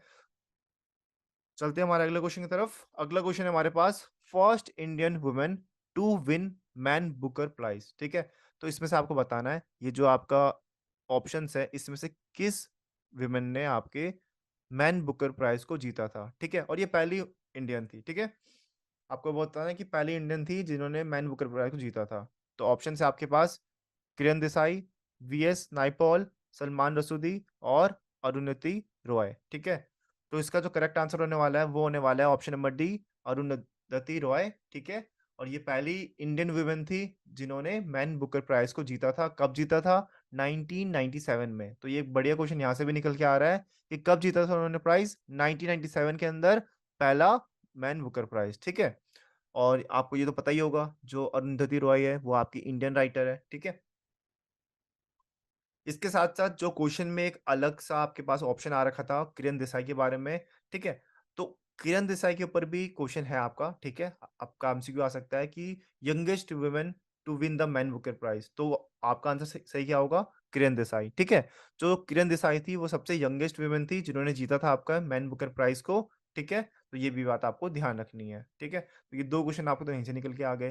पहला क्वेश्चन कि फर्स्ट इंडियन वुमन कौन थी जीतने वाली? वो हो गई आपकी अरुंधति रॉय। दूसरा क्वेश्चन, सबसे यंगेस्ट वुमन कौन थी जीतने वाली? वो हो गई आपकी किरण देसाई। तो ये दोनों बातें आपको इसमें ध्यान रखनी है, ठीक है? चलते हैं हमारे अगले क्वेश्चन की तरफ। लेकिन आगे जाने से पहले आप एक बार दोबारा देख लेना इस स्लाइड को, अच्छे से देख लेना, ठीक है? कोई भी डाउट हो कमेंट सेक्शन में आप लिख सकते हो। चलते हैं हमारे अगले क्वेश्चन की तरफ। Which of the following names is not associated with the insurance business in India? ठीक है? आपके इंडिया के अंदर काफ़ी सारे इंश्योरेंस कंपनीज़ हैं, ठीक है? बिज़नेस चला रहे हैं वो, ठीक है? आपको बताना है इसमें से कौन-सा नेम एसोसिएटेड नहीं है। ऑप्शन और क्वेश्चन दोनों ध्यान से देखने हैं। नॉट लिखा हो क्वेश्चन के अंदर, इज़ नॉट, तो आपको अब देख के बताना है कौन-सा नहीं है। ऑप्शन है आपके पास बजाज, एलआईसी, जीआईसी और जीई मनी। तो करेक्ट आंसर है इसका आपका option number D, GE money जो है आपका वो एसोसिएट नहीं है आपके इंश्योरेंस बिज़नेस से इंडिया के अंदर, ठीक है? तो ये हो गया आपका correct answer option number D, ठीक है? तो भाई चलो अपने अगले क्वेश्चन के ऊपर। अगला क्वेश्चन है हमारे पास आर्टिकल 17 और 18 ऑफ कॉन्स्टिट्यूशन प्रोवाइड। अब जो आपका आर्टिकल है 17 और 18 वो क्या चीज़ बताती है आपको, ठीक है? ऑप्शंस है आपके पास social equality, economic equality, political equality और रिलीजियस इक्वालिटी। तो आपको बताना है 17-18 में क्या बताती है कॉन्स्टिट्यूशन हमारी, ठीक है? आर्टिकल के अंदर। तो करेक्ट आंसर है इसका आपका option number A, social equality बताती है, ठीक है? जब आप खोलोगे आर्टिकल 17-18 कॉन्स्टिट्यूशन के अंदर, वो बात कर रही होगी आपकी सोशल इक्वालिटी के ऊपर, ठीक है? तो करेक्ट आंसर क्या है आपका ए ऑप्शन। पेपर के अंदर ना क्वेश्चन इस टाइप के बहुत मिलेंगे आपको, ठीक है? आर्टिकल्स के ऊपर, ठीक है? क्योंकि सिविक्स भी तो पार्ट है ना आपका इसका जनरल टेस्ट का। तो इसमें आपको ध्यान रखना है, इस टाइप के क्वेश्चन ना आप करते चले जाओ। पेपर में पूरे-पूरे चांसेस है क्वेश्चन आने के, तो बिल्कुल ध्यान से नोट्स बना लो, ठीक है? पीडीएफ तो आपको टेलीग्राम पे मिल ही जाएगी, ठीक है? लेकिन फिर भी आप छोटे-छोटे पॉइंट आप ये लिख सकते हो, क्योंकि देखो शुरुआत से पढ़ने बैठोगे आर्टिकल तो टाइम लग सकता है, लेकिन साथ-साथ आप करते चले जाओ। जैसे आज आपने 17-18 कर लिया, अगली पीडीएफ में आपको क्वेश्चन मिल जाएँगे 19-20, ठीक है? 21-22 ऐसे आर्टिकल्स आपको मिलते रहेंगे। तो ऐसे-ऐसे आप याद करते चले जाओगे, ठीक है? एक साथ लेके नहीं बैठना आपको आर्टिकल्स को, आपको बीच-बीच में क्वेश्चन में मैं करवाता रहूँगा, तो अपने आप ही आपके वो होते चले जाएँगे, ठीक है? और पीडीएफ तो आपको मिल ही जाएगी, तो उसमें भी आप रिवाइज़ कर सकते हो। लेकिन फिर भी आप नोट्स के अंदर एक बारी आपने कॉपी में फटाफट से लिख लो। तो यहाँ पे होते हैं हमारे क्वेश्चन खत्म। अगर आपको कोई भी डाउट हो, तो आप कमेंट सेक्शन में लिख दो। कोई भी काउंसलिंग चाहिए हो आपको, एंट्रेंस से रिलेटेड, कॉलेज से रिलेटेड, तो आप हमें इंस्टाग्राम पे डीएम कर सकते हो। आपके जो रिप्लाई है वो ज़रूर किए जाएँगे और जितने भी डाउट्स होंगे आपके वो सॉल्व ज़रूर किए जाएँगे। इस वीडियो की पीडीएफ आपको मिल जाएगी टेलीग्राम चैनल पे, लिंक आपको डिस्क्रिप्शन बॉक्स में मिल जाएगा। बाकी आपको यहाँ पे भी शो हो रहा होगा edushil.in, ये हमारा हैंडल है इंस्टाग्राम का भी और टेलीग्राम का भी। आपको सीधा सर्च करना है और वहाँ पे जाते ही आपको वहाँ पे उसको फ़ॉलो कर लेना है। सारी अपडेट्स आपको वहाँ पे मिल रही होगी। इसके साथ-साथ नोट्स की पीडीएफ, बाकी जितने भी वीडियोज़ आने वाले हैं, कोई भी अपडेट होने वाला है, वो आपको टेलीग्राम चैनल के ऊपर हमारे मिल जाएगी। तो मेक श्योर वहाँ पे भी आप उसको सब्सक्राइब कर लो, ठीक है? जितने भी आपके नोटिफ़िकेशन होंगे वहाँ पे तुरंत आ जाएगा, ठीक है? कौन-सी वीडियो यूट्यूब पे आने वाली है, कई बार यूट्यूब नोटिफ़िकेशन नहीं भेजता, तो उसकी भी अपडेट आपको टेलीग्राम पे आराम से मिल जाएगी। तो वैसे ही आप उस वीडियो को देख सकते हो, ठीक है? और नोट्स को आपने वापस से एक बार रिवाइज़ करते रहना है आपने, ठीक है? ताकि अगले वीडियो से पहले आप जितने भी डाउट्स हो वो पूछ सको। इसके साथ-साथ जितने भी आपके डाउट्स बचते हैं फिर भी, ठीक है? तो आप हमें कमेंट पे बता सकते हो। बाकी इंस्टाग्राम हैंडल पे भी आप जितने भी आपके कॉलेज से रिलेटेड डाउट हो और कोई भी पर्सनल काउंसलिंग चाहिए हो, तो आप हमें इंस्टाग्राम पे भी मैसेज कर सकते हो। आपका रिप्लाई ज़रूर किया जाएगा, ठीक है? तो आज के लिए इतना ही।